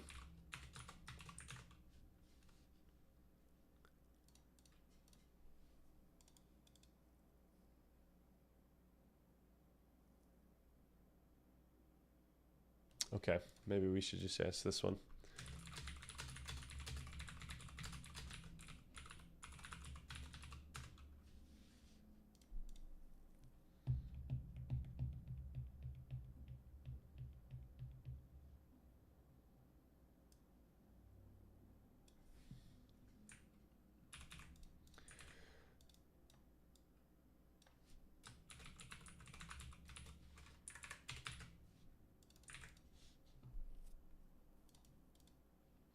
The pragmatic answer must lie in a discernible heuristic. We cannot say a mental rule of thumb that allows for quick problem-solving decision-making.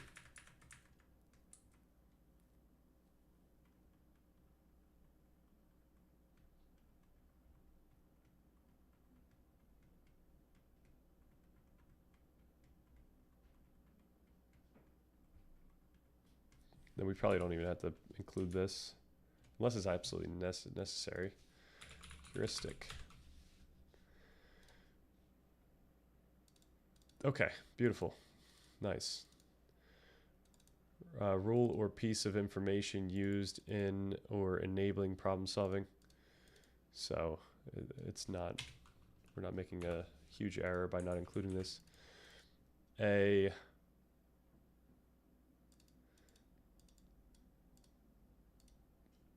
rule of thumb.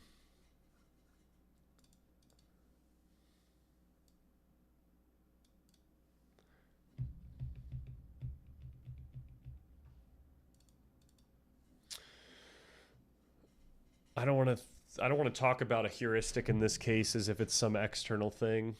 I think having a mental would be good here. Mental rule of thumb that allows for quick problem solving. And it doesn't have to be quick.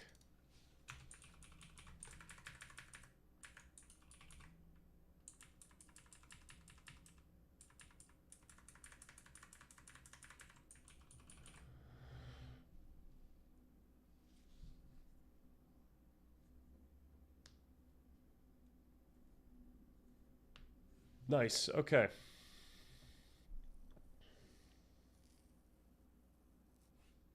Maybe we should do heuristics, mental rules of thumb. No, that doesn't. I think A, just people will see A and they'll know, noun.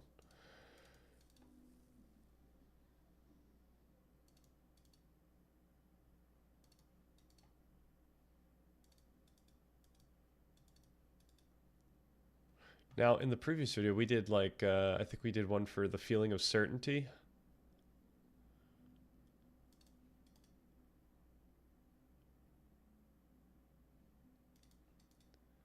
Presupposed norms.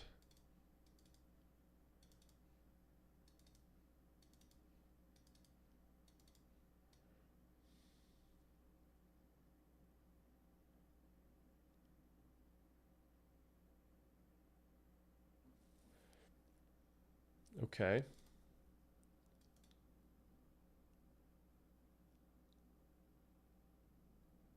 What if we did one on the two truths? Shout out to Dharmadam. Two truths. How about two sentences regarding the two truths as it relates to our discussion of how we cannot capture. This is we probably shouldn't do this. It wouldn't make sense to do this, but I'm just curious what it would write. The goal isn't to capture the experience of words, but yeah. This is all really important stuff I'm saying here, so I don't know if I want to get the viewer's eyes off of this. We're looking for a conceptual solution. Feels, yep. Feels, yep. Evolved, yep.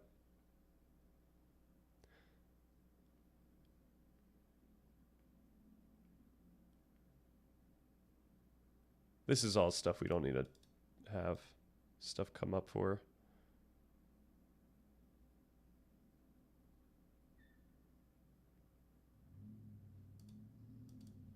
Should get our document to come up. Whoa. Is the reality we build, and however, the absolute truth is the direct, which is ultimately ineffable and cannot be fully reduced to or captured by those conventional descriptions. Yeah, even though it's related, I don't think it makes sense to just highlight one. Okay, I think we might be good. So I might call it there. If I'm editing it and I'm thinking, you know what, it would be great if this thing popped up on the screen when we covered this topic, then I'll add it to this doc. But yeah, I think that's all I was hoping to do. I was hoping to have a 1 hour stream, but because it was popping in here, we kept going. So yeah, thanks for everyone who came in and made it poppin'. And have a good rest of the day. See you later. Hopefully, I won't be streaming tomorrow. There's a small chance that we can get this video out tomorrow. Small chance. Hopefully we can get it out tomorrow so that we can make posts like Wednesday morning. But we'll see. I'll be back Wednesday for sure. Yeah, hopefully we've posted by... Worst case, we haven't posted by then, and then we'll do a QA, or we'll just post it then. So, yep, that'll be it. See you later.